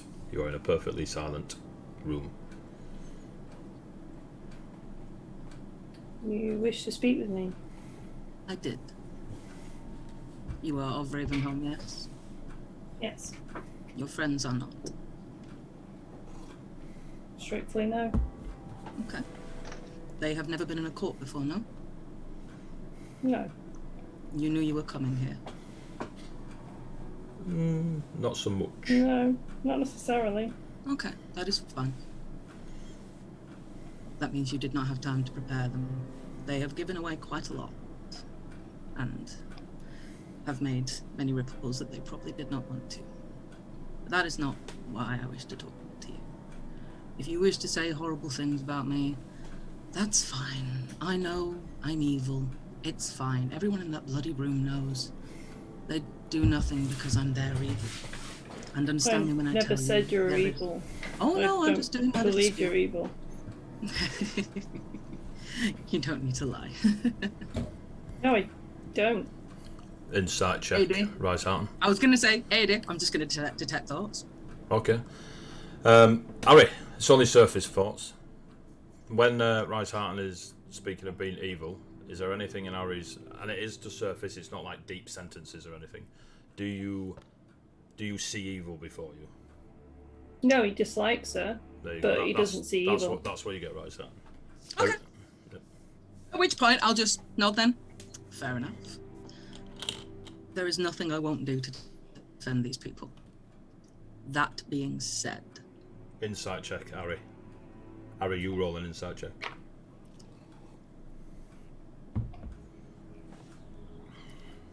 What's my insight these days? Oh, it's quite nice. It's good to know. 22. You detect no falsehood in that sentence of do anything to protect these people. Ravenholm are my people. I have served on this council for years, and I will protect them. But I am not wasteful. If I need to kill just 10 people, I'll kill just 10 people. I won't waste a drop. Sending armies is heroic, but wasteful.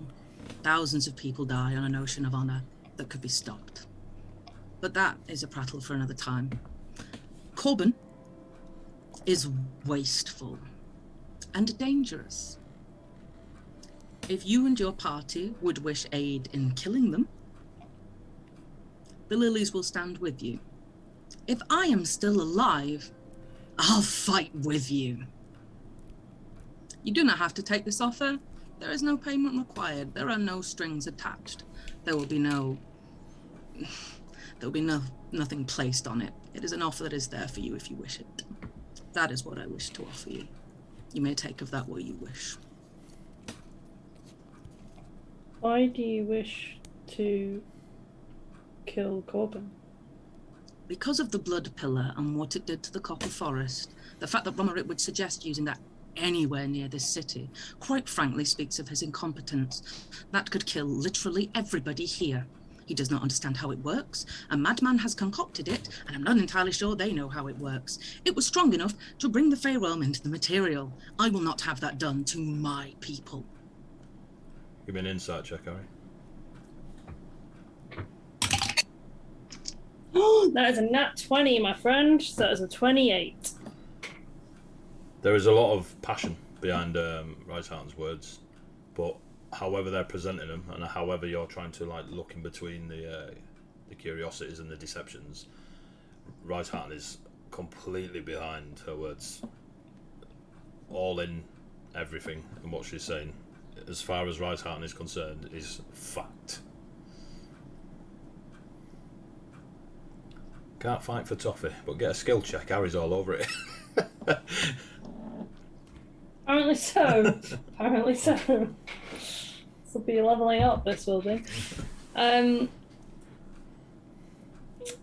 kind of look at her and just be like, I've encountered these blood pillars. I do not approve of them.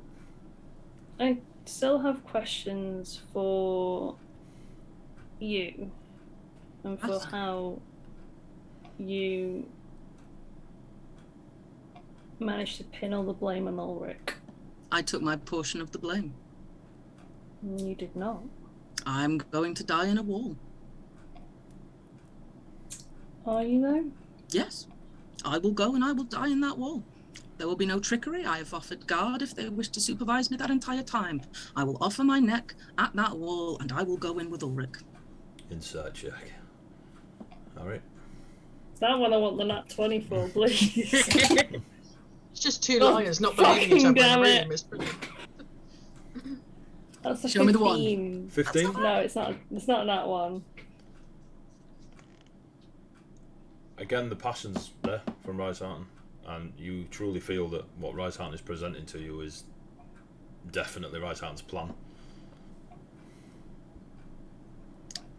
I get about 4 threats on my life every month. People try to kill me, people try and offer me magical jewels. I could die for nothing tomorrow. Today I can die for the unity of Ravenholm. It will shut everybody up. It will get everybody behind a plan. It will cut off the reinforcements of the demons. That is not wasteful. That is 2 souls being used in the best way they can. Harry, give me a history. Frankly, if the other houses put forward more of their people, it would be better. Harry, give me a history check. That is dirty 20. The way Rice Harton is speaking reminds you of someone very close to you that they never knew that you'd seen this side of them. And it is your grandfather, Sebastian. Whenever he was called into military meetings regarding Ravenholm, there is a similarity in the way, not necessarily, the persona, but the way that Rice Harton is very passionate about the facts she's presenting. Your grandfather, to be a very passionate man, you kind of take after him. But the way your grandfather presented his facts to the other eagles of the wall, there's a similarity in it. Very much, this is what we've concluded, and this is what we're sticking to.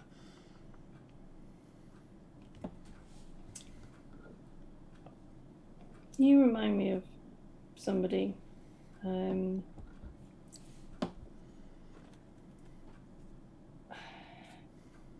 Don't doubt what you're saying. I have doubts on your ability to dodge around the facts. I don't care what you think. I will be very plain and tell that to you. I have made my offers. I have told you the facts as I see them. I fully intend to die at that wall.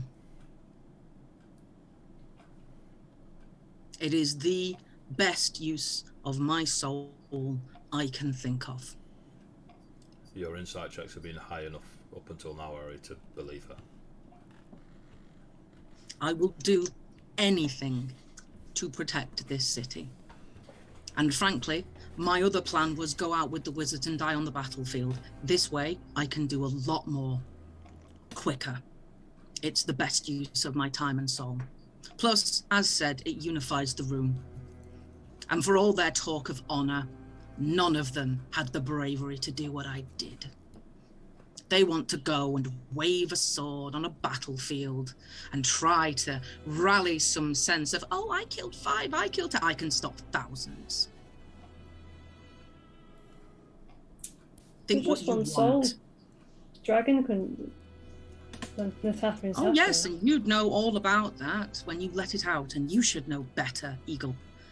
You knew what that was, and you let it out. You put all of us at risk. You have no moral high ground here.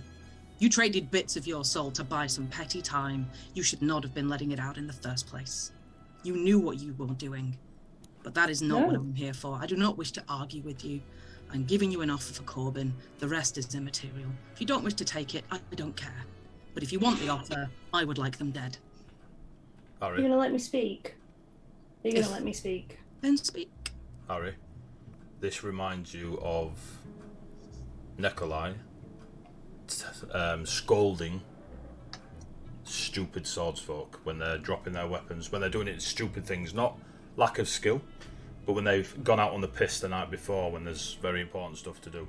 Obviously, again, very different personas, and it's not a, oh, you remind me of Nikolai, but you understand that what Rice Harton is delivering, and again, Harry's your choice how Harry responds.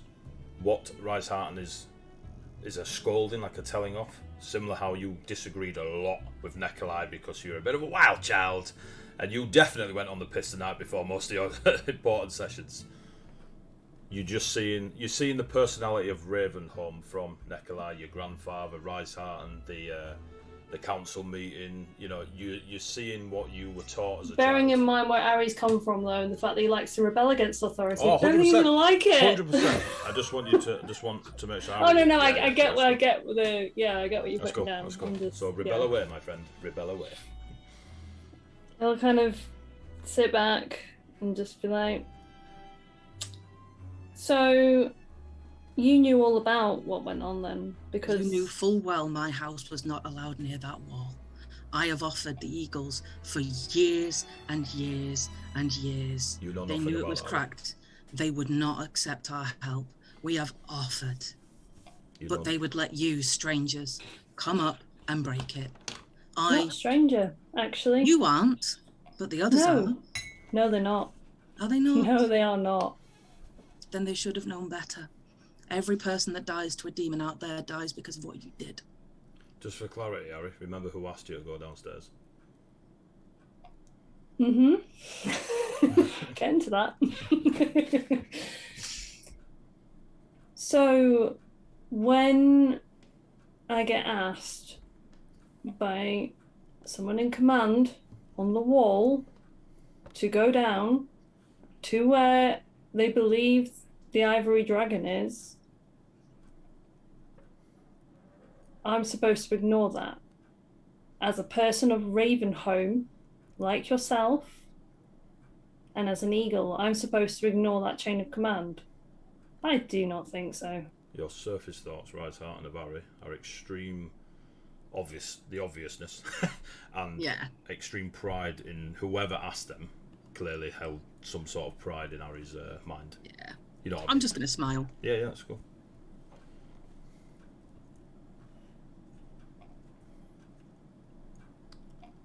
Did they You ask don't know did you anything set of him me, free? and I don't ask you to know anything of me, but I ask you to respect the decisions I've made and the people that have asked me to make those decisions. I will smile and just look back up and just say, I have doubts. You can have doubts. I will not take your offer. And he walks out the room. You walk out the room. Yep.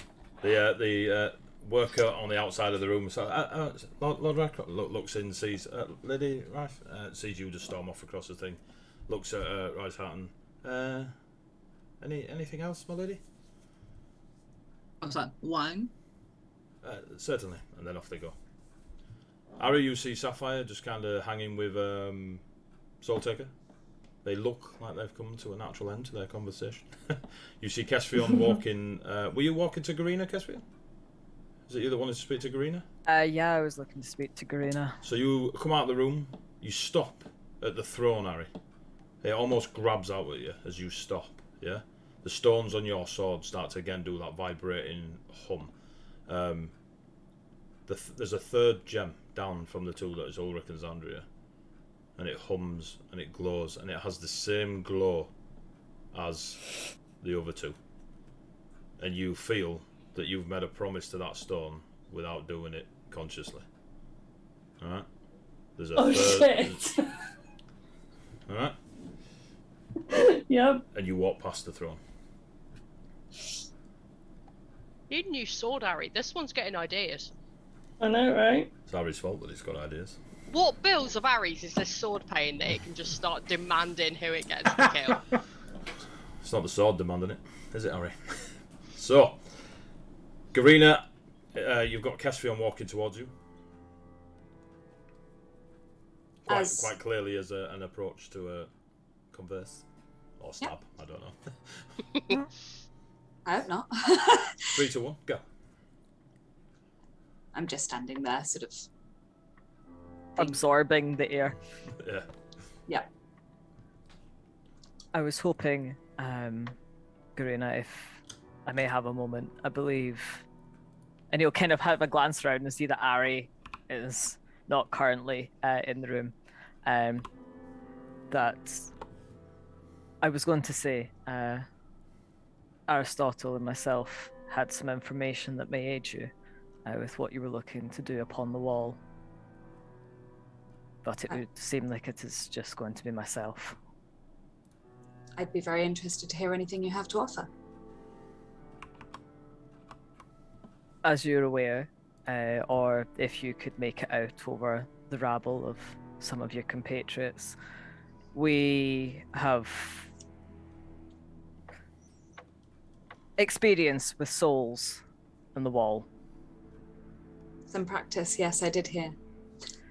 Practice that was not our intent, but was what, at the time, the best we could do with our limited resources.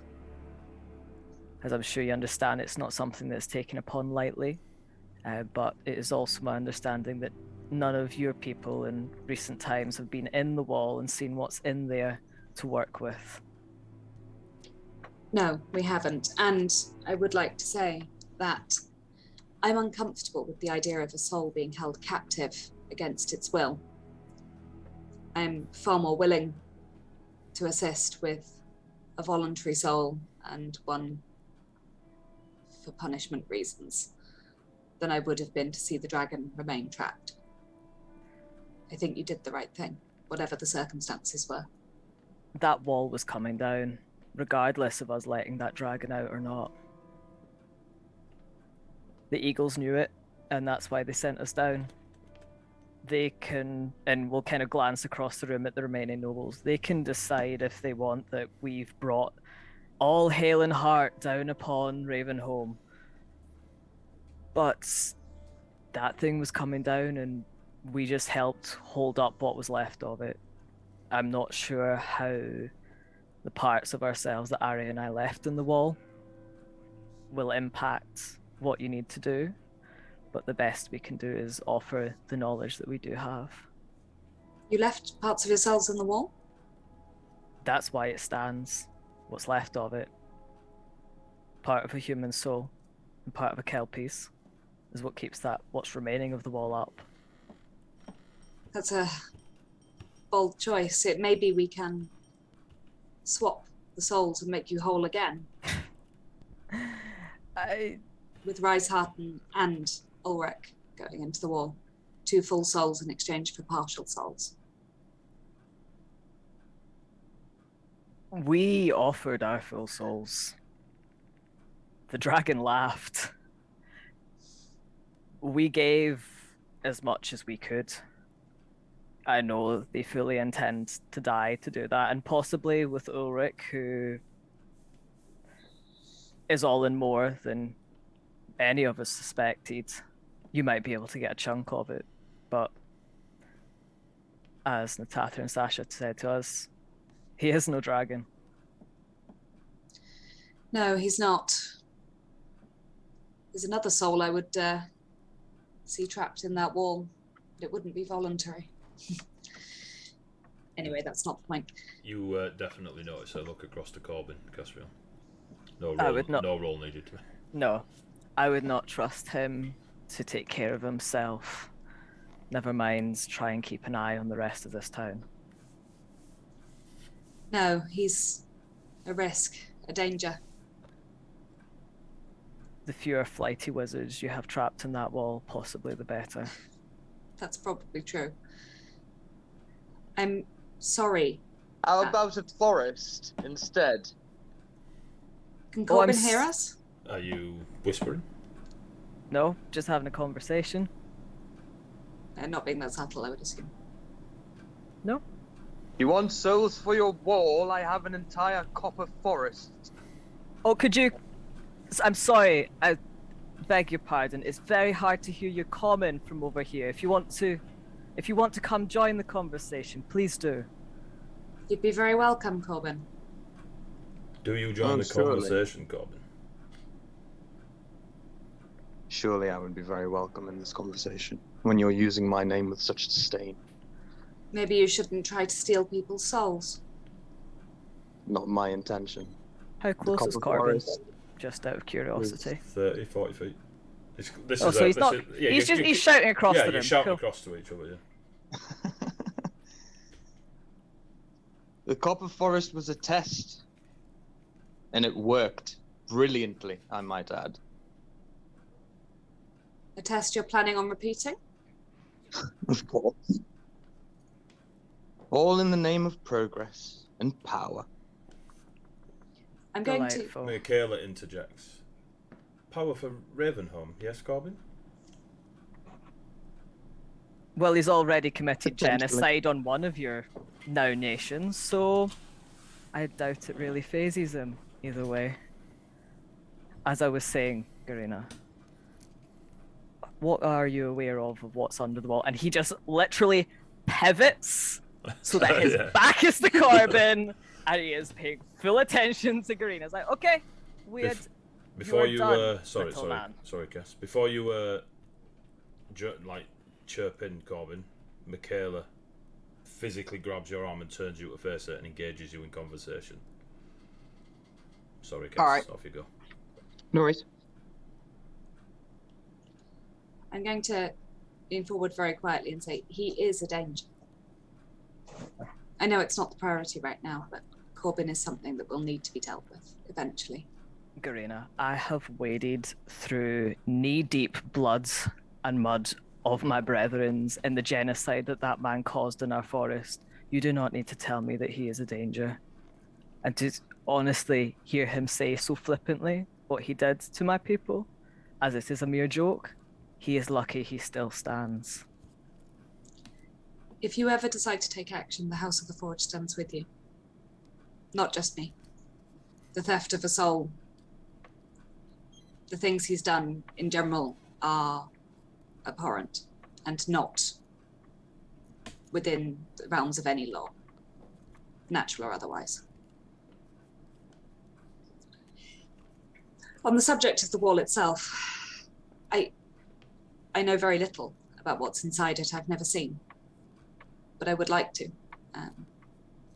It sounds like you will, regardless of want or not. What do you know of a soul forge?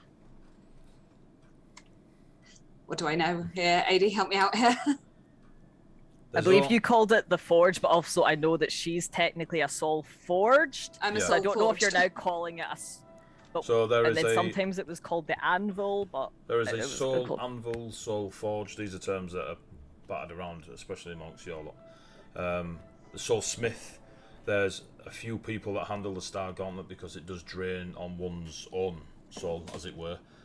More a borrowing of the energy the soul gives, and you'll recuperate after a long rest.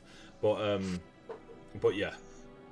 So regarding like the soul forge or soul anvil, these are terms that you're used to. It is, again, it's that very unique, special kind of skill set that the House of the Forged have. So you know of it, and you know what it is, and you know that it is blacksmithing version of putting a soul in something. So, I've not used it myself. I'm obviously aware of it and how it works, but I've never had call to use it directly.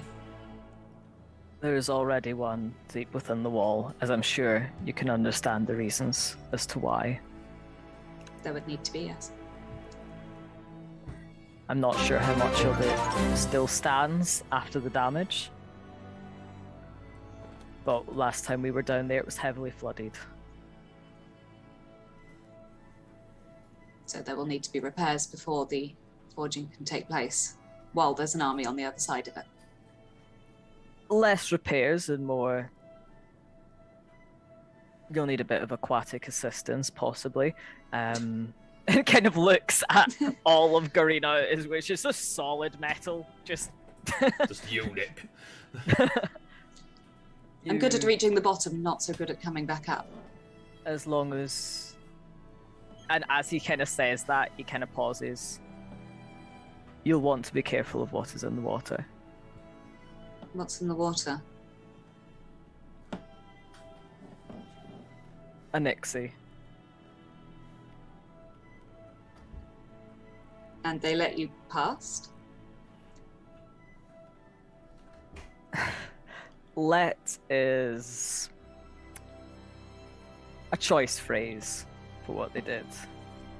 You will need to be careful. I know many people here think we are bumbling fools who have just managed to ricochet from one situation to the next, but there's a reason that we're still the ones that are walking. I don't think any of you seem like fools. One of you's a little hot-headed. Usually I would know exactly the one of which you spoke. But I believe, Tate especially, this is not our battleground here. We're not to speak plainly, we have little time for all of this. Yeah, it's not the ideal for anyone, I don't think. You've all coped admirably. Insight check. I don't think so much an insight check is needed, and that Kess looks. It's nice of you to say, but did we though? Just a little bit of pat on the shoulder. It's very hard to read my expression for obvious reasons, but there is sort of a slight eyebrow region left. The intent was good, but it was not. Like, we both tried. Yes. I'm not sure how easily what you need to do will be done, and I don't know how the damage already made to the wall will impact what's remaining. Last we saw on the wall, Natatharan had taken to the air, and we still had the air shy helping as best they could, but that's... Did you just say the air Ashari? Yeah, look, I am very tired, my guy. If you're just trying to get me sued. You know what I mean? Thank you for pointing out my slight fumble, so now that everybody knows. This is the most that Kessa spoke the entire 56 sessions. Keep an eye on me, not the other way around. And, bless him, probably in common as well. Yeah. Which we know he's less comfortable with. Leave him be. I'm sorry. Apparently, my common was not up to scratch. I meant air elemental. Is that better for Yedi? I'll let you know what the lawyers say. They're like, that's a poor idiot man. He only made a mistake. Leave the poor man alone. Look, I said Soul Train, and he's a wizard, Harry. All right, so I'm jumping on you for that, okay? It's a wizard, Harry. Sorry. Yeah, it was like, what is Stefan up to these days? Oh, he's a wizard, Harry. And we all crack up, and Amy's like, what? Oh, no! Wait till me and Sapphire start reenacting scenes from The Lion King, then it'll really start. Well, he did describe Soul Taker taking souls as having a soul train behind him. Yeah. That was all right. So I'm gonna start there you go, singing cast Be Prepared deflected. soon. There you go. Yeah. You're taking the heat off your Cassie, alright. Back in all of our own lanes. As it should be. Sounds like there's a lot of interesting facets to this wall. It's a hot mess. I don't remember ever having seen it. I will need to do some research and find out where we go from there. And I think Rise Hutton is willing to offer their assistance in learning all we can. And I believe just about manages to stop an eye roll. Just about. But that was like a strength check he made to make sure that... Got a 21 on a D6. She has a challenging personality from what I've seen today. But it's also clear that she has a lot of knowledge, and in a crisis, all tools should be used to the best of your ability. That I do agree. And I think that Rise Hutton... Defian's buzzwords. Tools. And to House of the Forge. And I think Rise Hutton is a valuable ally, and I think that she has voluntarily chosen something most people would fight tooth and claw to avoid. And she should be respected for it, whether you like her or not. And I say it very gently. Oh, she infuriates and amuses me in equal measure. She's certainly feisty.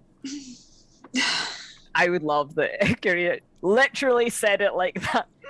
That's how Garina said it. That was accurate. A little quirk on the malfunction. Certainly feisty. Yes. But if you need assistance with directions as quickly down to where you need to be in the wall, I'm sure between us I'm not sure if plans were things that were ever made of this place, if that amount of forethought even went into it. But we could probably help you sketch out a rough map, tell you the quickest way through. I don't remember if I've been told that there's plans for it. I will find out, and I'm grateful for the information you brought, and I hope that I can get as much from you as possible. We really need this to be a success. As do we. The copper forest needs time to regrow. The copper forest deserves the time to regrow. You all made a mistake not listening to Winter, though. I had no part in not listening to Winter. No, as he kind of says that, that's going to be him moving off. I would have listened to Winter, and I'm going to wander away too. As you move off, Kess, you see a Stompy Ari from the other side of the hall, like stomping towards the area where you lot are, stop at the front, put their hand on his sword hilt, and then carry on stomping towards you lot. Sapphire, you also see Stompy Ari, which is my new subclass for Ari. Accurate. Bard Ari, Rogue Ari, we had and defeated Bad Ari, and now we have Stompy Ari.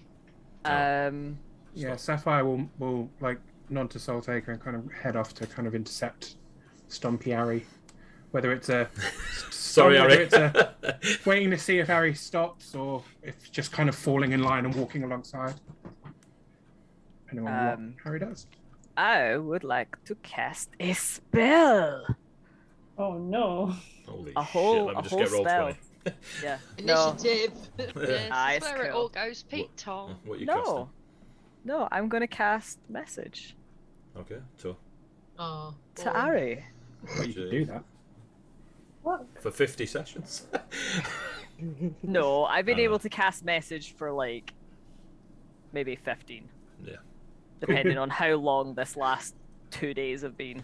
The last time you cast a spell, you cast Change Appearance, or is that a racial? That's a racial check. Yeah. Oh, okay. And it's just almost going to be a reflex. And Ari, what's happened? Obviously, sent to Ari. It kind of probably just stops him in his tracks of being like, fuck? And going to continue, like, making a beeline towards Stompy Ari. You see less Stompy Sapphire. Should have listened to Winter Kess coming towards you. We should probably head back to the other area. It's very guarded now. He'll just kind of get a sharp nod and head off towards the doors. You go with him, Saph? Yeah, Sapphire will like pause for a second, follow along behind them, and just kind of give a nod to Soul Taker over his shoulder. Damn it, I don't think he ever told her where they were staying. Oh well. She knows. She knows. Better luck next time. Better luck next time. Elveril told her anyway. She'll always find you. Oh yeah, Elval told her. They Oh are yeah, best that's true. buds. Yeah. Cool. Then yeah, I'll follow them. Just you before- get a message from. Sorry, go on. No, who spoke then? Berriman. Berriman. I was going to say, as they're approaching the door, they see the two guards not bar their passage, but hold up a hand as if asking them to wait. Nah, mate. But the two guards aren't looking at them. They're looking at someone who's signaling them from behind. And Berriman is stomping to catch up. Is this a normal stomping, or is Stompy Berriman different from normal Berriman? You'd hear Stompy Berriman. Yeah, so you pick it up. There would be a lack of, like stones on the floor if it was Stompy. If you try to push Like through all the the guards, teacups they start will. bouncing off the table. If you try to push past the guards, they will point out Berriman wishes to speak. No, I think they'll probably hear Berriman coming and going, well, the only person who's going to have the footfall for that is Berriman. I'll probably kind of like encounter the guards, kind of look at them and just be like, and then kind of spin to like see Berriman and be like, yes. Berriman continues on and kind of waves the guards and just gestures at you all. A moment outside, not in this or the confines of this room. Sapphire looks to Ari and Kess. Sapphire's not met Berriman before, has he? Nope. Sapphire has no idea who Berriman is. Beyond the only reason Ari's ever is going to be sassy to him is because he's actually met him before. But Sapphire and Berriman, you couldn't tell anyone if they asked you who was taller. Oh, damn. You are both mighty specimens of your race. What race is Berriman? Minotaur. Oh, shit, yeah. Okay.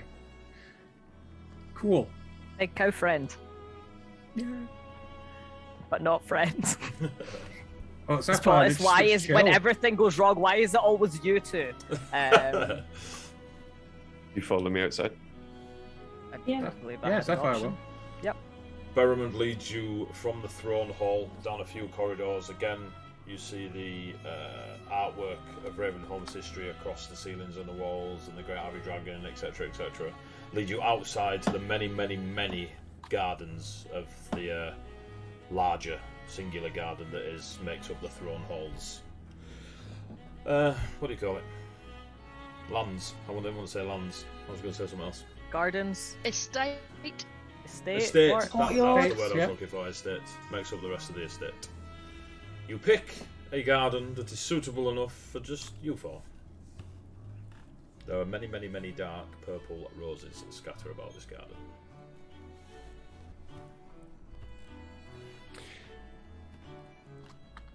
I wanted to apologize for my part in the war, for not fighting harder to have my advice heeded, for being sent away and being unable to prevent a genocide. It sits heavy on my soul. And as such, I go now to try and prevent another. If half of the stories I have heard about you are true, and I believe that and more to be the case, I would be happy to have you join me on the front lines, if you are free to do so. Berriman, give me an intelligence check. D20 plus 4. That would be a 23. One story does stick out. There was a rumour going around months ago, and still to this day, that there was a mighty fair warrior of the Copper Forest who wielded 2 scimitars, who when first fought Berriman was the only one to land substantial blows. I've never fought Berriman, just so you know. Not Berriman, Ulrich. That's your fault, Rich. They fought Ulrich in the early days of the war, and the rumours were that Ulrich feared / respected / wanted nothing to do with this fair warrior with 2 scimitars. Stood before you was Kesvion, who has 2 scimitars at each of his hips. And Berriman is eyeing them knowingly. One man does not cause a genocide. That is not on your head. You followed the orders, and from what I hear, minimized loss where you could. You did the best with what you had. It was a shit show there. Like, I'm not gonna... I have no idea who you are beyond what the stature and the command that you hold. Your guards are clearly very, very respectful and loyal to you. That says a lot about your character in itself, I think. How the people below you treat you says a lot. And if you went through that war and you are still here and people are still alive because of you, I'd say you did pretty well. I could have done better. We all could.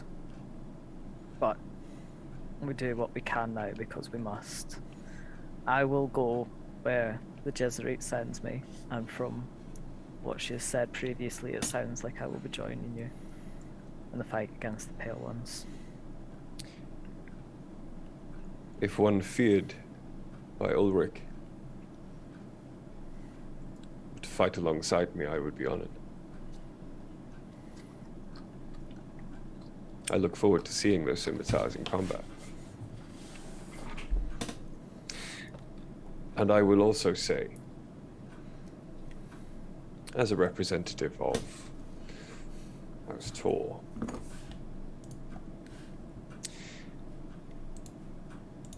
there is one in there with no honor,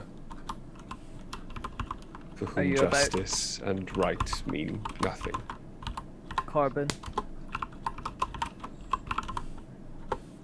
I do believe that if you all just held a quiet meeting amongst yourselves and invited them along, you could put an end to all this issue rather quickly, because you all seem to be on a rather similar place with it. Could you imagine everyone in there having a quiet meeting where they agreed about anything?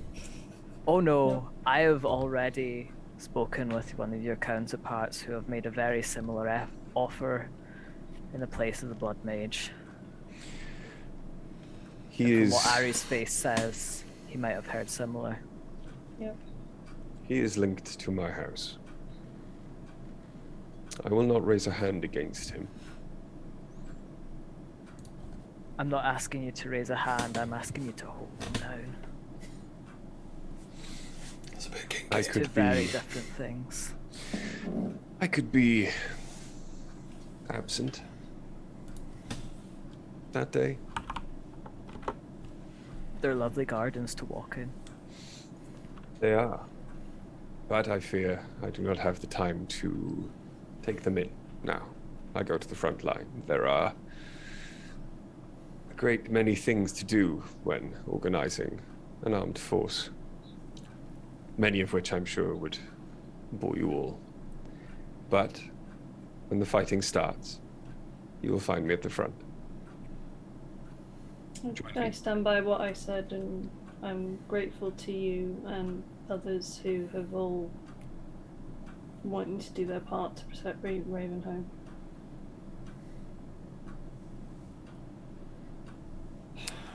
No souls will be taken by that demon army while mine is still intact. Just like, don't throw it away too willy-nilly either, because yeah, you seem pretty awesome. It's fine. As long as they don't send more than 50 at a time, I should be okay. Oh, that's what I like to hear. Give or take. Captain, there's a young girl, one of the runners for the hall. Lord Romerick wishes to speak to you when you're done. And she nods and then heads back into the building. She'd only just turned up. She wasn't here, Wigan, just so you know. I will take my leave of you. We shall see you shortly, I'm sure. Well met. And he goes back in. The three of you in the garden as you watch Berrimond walk away. Bit of a sigh, take a breath. Before any of you speak, there's a familiar scent in the air.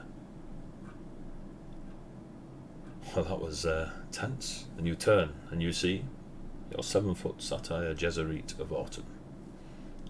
How she appeared, or they appeared, in the garden, you can only assume is down to her archfey super magicness. Fiddles can do whatever she wants. Go for it. I hope that's over for now. We can but hope. Romerick really doesn't like being my present. I quite enjoy it. I mean, I need to show you something before we go anywhere near the wall. Or at least Yes. I want to show you it, rather than need. Of course. I'm much more likely to listen to you than any of those fuckers in there. They are very young, I'm told. We can talk about it I'd like to invite you to my place for a drink. And she kind of just nudges Harry a little bit too much, and Harry sort of stumbles a little bit. Alright, you massive satyr, just rein it in. Flirting with me. Elva told me that your mother gave your druid friend Ruby a scroll to walk through, and just gestures towards the trees and such. Do you still have it? Yes. It will be on Ruby, yes. And I would ask that we fetch her before we journey. Oh yes, most definitely. What I was going to say is I will do my part to take you there now. It's far easier with the realm more present. But keep hold of it, and please don't die on a hill. Use it if you need to. I could wait here. I quite like these purple roses. I've never seen. They don't grow in the usually in autumn. But if you bring them here when you're ready, we can go now. It's only afternoon or late afternoon. It's quite a nice evening in the cabin. Or we can wait if you wish to stay in Ravenholm longer. No, I think I've had my fill. I'm done with this place. Then I need to talk to you all, maybe back at the inn. there is an element of my power that can hold time at bay, that will give you an element of conversation before it matches up with reality. Not much though. Understood. But if you wish, if you go get, I believe Ruby and Xandria are missing at the moment. Just kind of Yes. looks around. I'll And fetch them. Toodles just sits on a bench that wasn't there before but has been created through druid craftness. What a champ. Doodles. Go and get the ladies. Do the three of you go or just Kess? I'm probably quicker on my own if I'm honest. But Well, now sure. that he's a learner, I'll not to back Yeah, I'm a bit slower now. I'm a monk, though. I'm still pretty Fair, fast. fair, fair. If Harry gets a chance to talk to Toodles alone, he probably will take it. So, Kess, Sapphire stands there for a second, and Harry's just like, do you wanna do one? I was like, I'll go catch up with Kess, then shall I? And kind of Sapphire and jumps off. Caspian go to the guest rooms to speak to Ruby and Xandria. You are alone with Toodles, the Jesuit, Aristotle.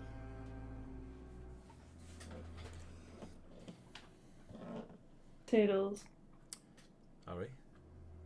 you spoke of this blade, and he kind of gestures down to it. What do you know of it? Of the blade, nothing. Of its properties, much. It is a devourer of souls, is it not? She's definitely waiting for you to confirm. Yeah, as far as I'm aware. There are similar... I have to say, without Xandria and Kess here, that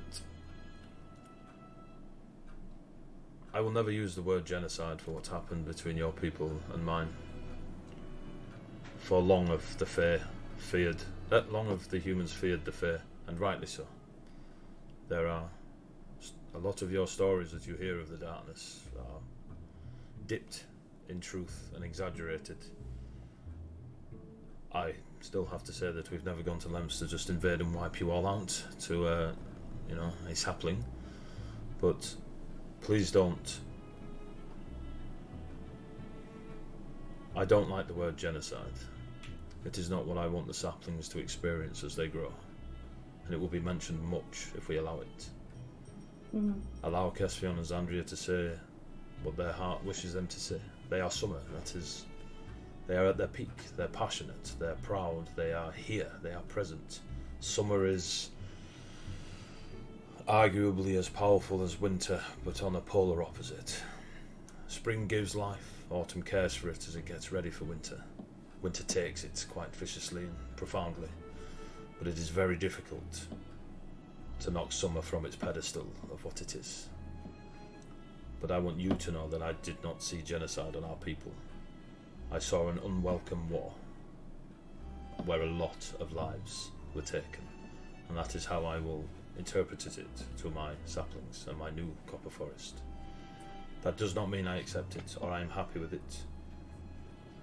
But it is my job to care for those who will eventually one day face winter, for that is autumn's job.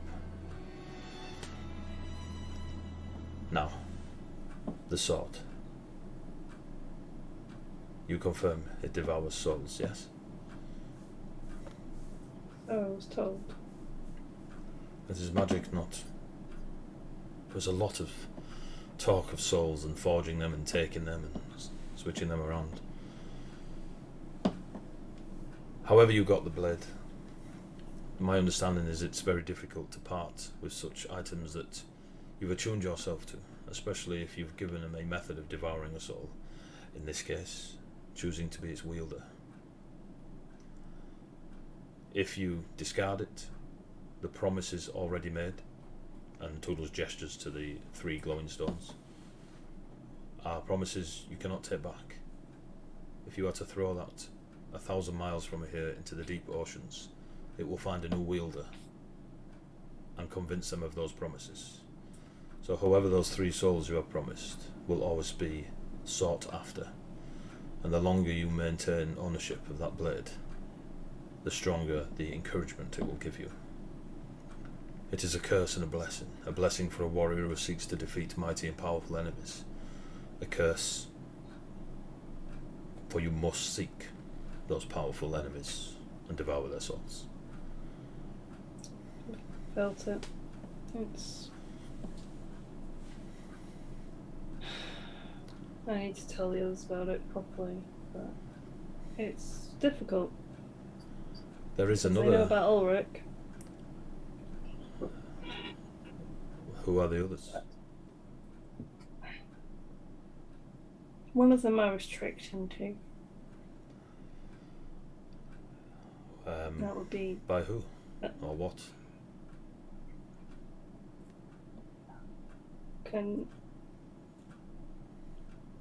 Out of character, I don't remember. It was the Nixie that Cass mentioned. Oh, it was the earlier. Nixie, wasn't it? Okay, yeah, okay. I was like, who was it? I can't remember. There was some... They had bald head with a ponytail. It was like a year ago. Yeah. Like, come on. I thought bald head with a ponytail was the Mighty other Boosh sword. extravaganza that lives inside one of Kess's scimitars. Yeah. With the jazz music and... Yeah. Yeah, that was good times. Yeah, you know it's with the Nixie beneath the wall. Okay. So yeah, one of them I was tricked into By who or what? by the Nixie beneath the wall. A fair. Yeah. You see my point. We're not all as wonderful as I. She gives you another nudge. You're talking to the person that literally grew up being told never to stray off the path and never to go near the Fae, and then I meet folk like you and Kess and Xandria, and I go, yeah, there's a point, But but also you're wonderful. I also stand in the court and see Corbin Astaroth, who I'm very aware, and there's a she kind of furrows her brow type thing, who is responsible for those pillars. But I also meet people like you and Lord Romerick. It's exactly the same, Harry. There's darkness everywhere, and light, and the in-between. Third one just happened, and I don't know why. Or indeed quite who, though I have a feeling I know who. If you ask the sword, it should tell you, but not around me, please, just in case. No, it's... Will you... Kesfion is my landlord. I don't want him to be. I don't think it's I don't know how much you know of Kesvion, but Kesvion is not of the seasons.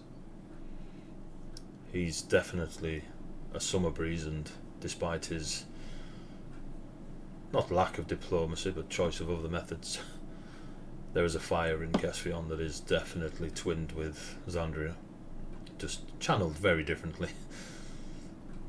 But Kesvion is not seasonal, and I don't know what, if anything, that would do to his promise to be the Lancelot.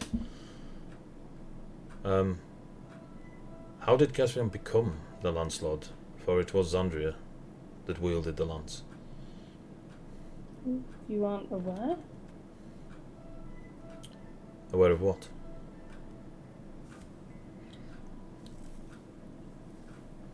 Xandria passed, and Cass was wrapping her body.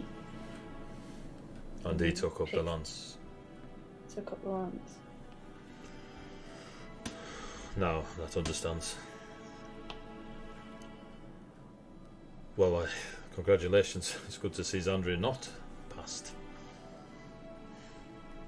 When we go to the glade, you will see Okarian and Ashaldria. They never spoke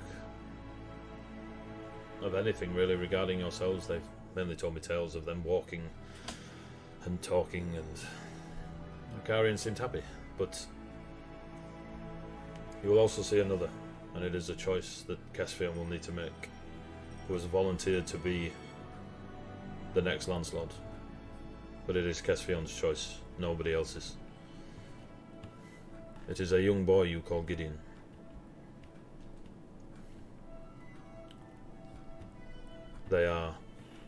They have remained when you took those that were not of the forest away.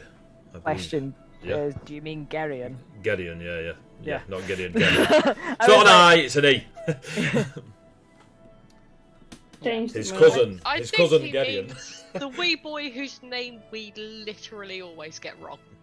Yeah. Every single time. Young Brian has volunteered to be the...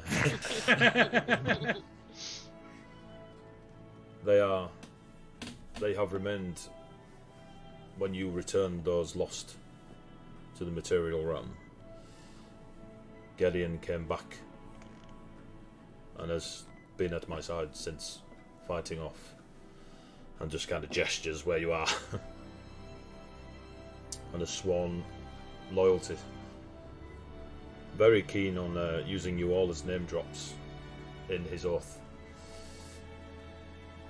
I would accept if Kesvion would pass, but I would also accept Kesvion, though I do not want it, for fear I do not know what it will do to a fair not of the seasons. And the fear I have for Gideon taking up the mantle is he's not fair at all, but is already set for an eternal life, or at least a very, very long-lived one. I believe your people call them Death Knights.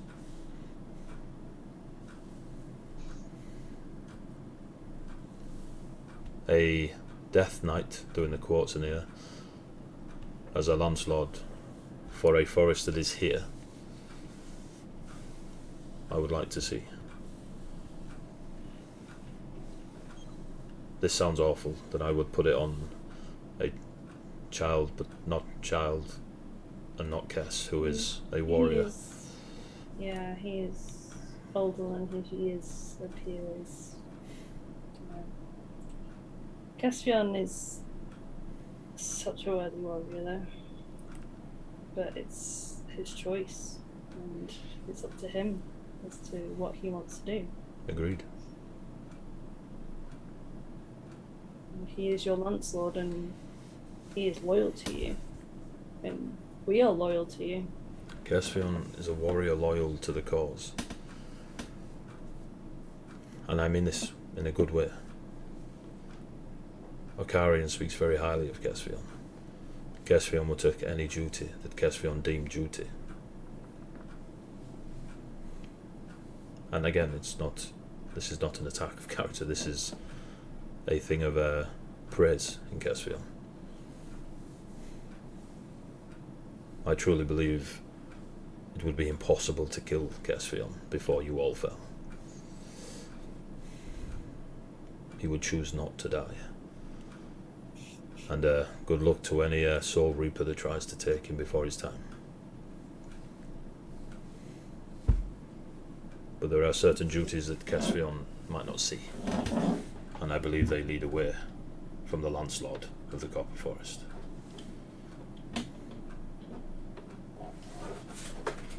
I just wanted to speak to you. I wasn't aware I would get time with you alone.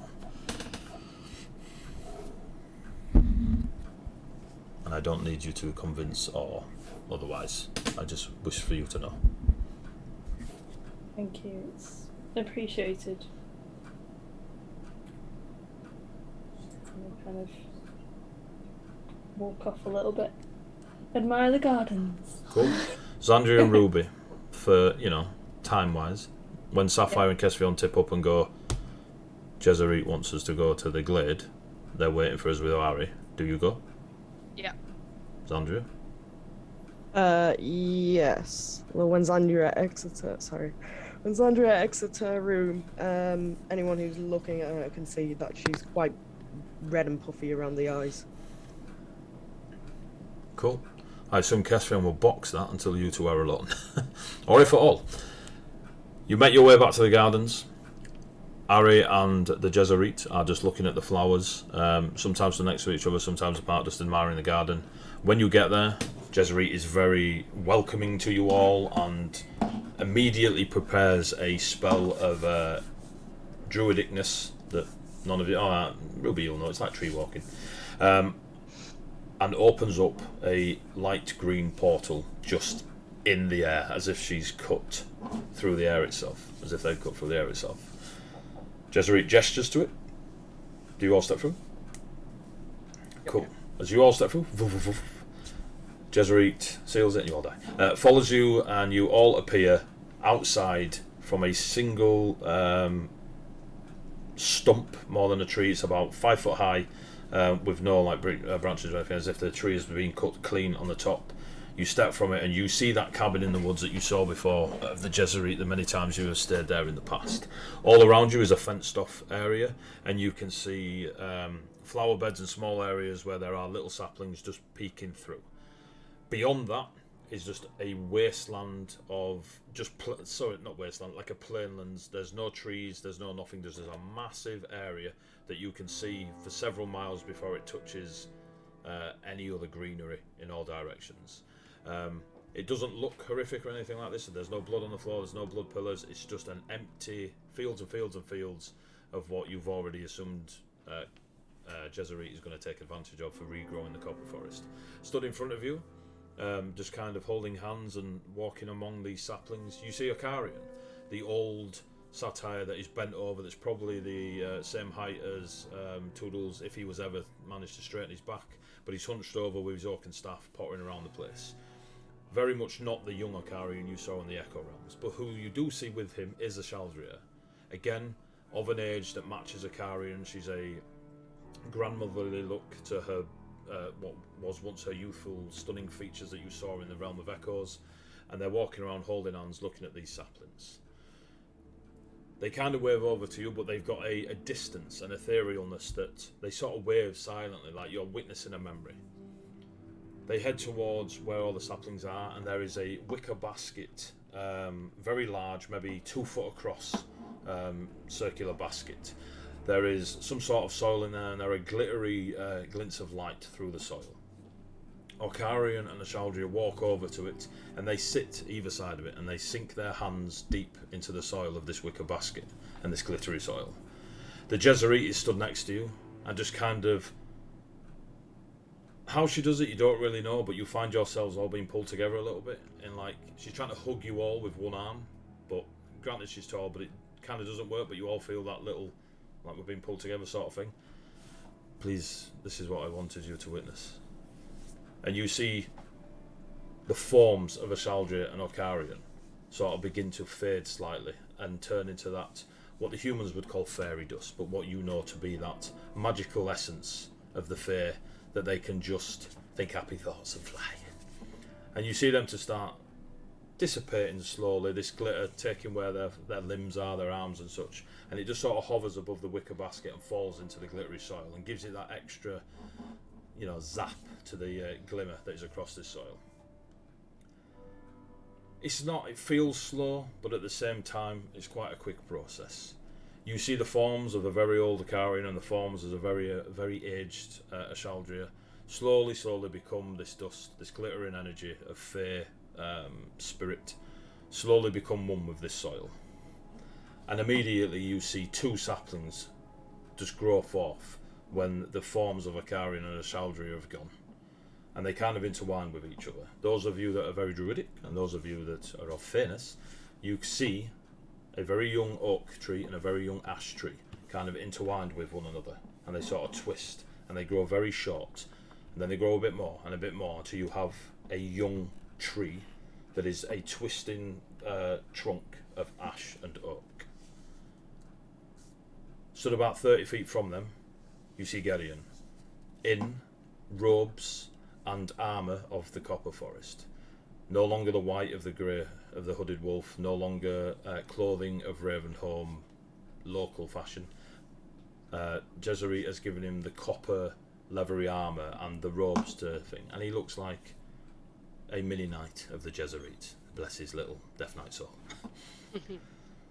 He stands there with a shield and a sword. The shield is of hardened wood, and you assume magically enhanced by, you know, the magics of the Fae, and the fact that the Archfey Jezerit is stood 10 feet from him.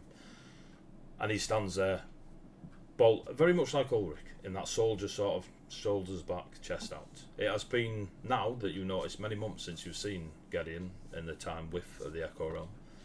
But there is an element of maturity to him, albeit he's still 12 years old to look at. The Jezerit smiles as the tree forms itself, nods over to Gideon, who stands waiting to be called, and just looks at you lot as that tree finishes growing. Akarian and Ash are the first seeds, and it has always been their time to, and gestures towards the wicker basket that has now faded into the ground itself, and you see the roots go beneath. Ulrich has allowed this. The Red Lady did not. Akarian should have returned many generations ago. Now let us drink, celebrate this, gestures again towards the twisted, intertwined tree, and speak of nothing more for a few hours. How long do we have here? I can give you a day, but it will feel like a shorter rest that you have in these normal realms. If you give me 8 hours, every plant, everything that grows within a half mile of me will be twice what it would. Let us drink and eat first, young Ruby. And Jezerit walks over to the cabin, the door's open, and you smell that spice again that you smelt the last time you were there. Do you all enter? Yep. You enter, yeah. It is warm. Gideon comes in, takes off the armour, the sword and the shield, puts it down on a nice rack that he's made himself, and begins serving this spiced stew into bowls and stuff. He passes it out to you all. When he gets to Kess, he waits, then passes it. When he gets to Xandria, whether it be accidental or on purpose, he touches your hands, Andrea, and passes you this spiced stew. Then let us drink and eat. And that is where we will call tonight's session, and we will catch up with what you gimmers do. You coconuts do next. You're a coconut. Thank you so much for tuning in. I think Kerry's froze in a very... Oh no, she's up. Thank you very much for tuning in, guys. We were up at 20 plus for the last couple of weeks. It's been absolutely wonderful. Thank you so much for tuning in and sharing this ridiculous idea with us. Thank you so much, players, for being patient with the NPCs. Thank you, NPCs, for being patient with players. Thank you to all our sponsors. Thank you to all the talks we've had between leading up to last week, in between this bit, and then tonight. Thank you for your dice rolls. Thank you for the re-rolls. We should be on next week. I'll check with the players because it's obviously very close to Christmas. I will let folk know what we're doing between now and the new year to make sure, we're not just playing D&D, although this lot probably just want to play D&D. But yeah, we'll get back to you on that. So thank you so much. Hopefully it'll be next Tuesday. We'll let you know. But yeah, thank you so much. NPCs, a massive thank you for me. From coming in, doing the bad stuff I wanted you to do, the good stuff I wanted you to do, putting spins on it yourselves, coming up with ideas. It's really cool. I love collaborative storytelling. It's why I like playing with the coconuts above you. So yeah, so thank you very much for doing that for us. Thank you very much for the players. It's been a pleasure. For allowing this sort of thing to enter your game. 2 weeks of it is super cool. Thank you so much. Yeah, that's it really. I got just big thanks to everyone. Right, so take care of yourselves. If we don't see you, have a great Christmas and a New Year. If we do see you, I'll say the same thing at the end of that episode. So, for now, NPCs and players, say goodbye, players. Bye, players. We're gonna raid. We're gonna raid Ashana. Hey. Hey. Stay on. We're gonna raid Ashana. Let me. How do you do it? Raid. Ashana. Have I spelled that wrong? How do you spell Ashana's name? Ish. Ishirna.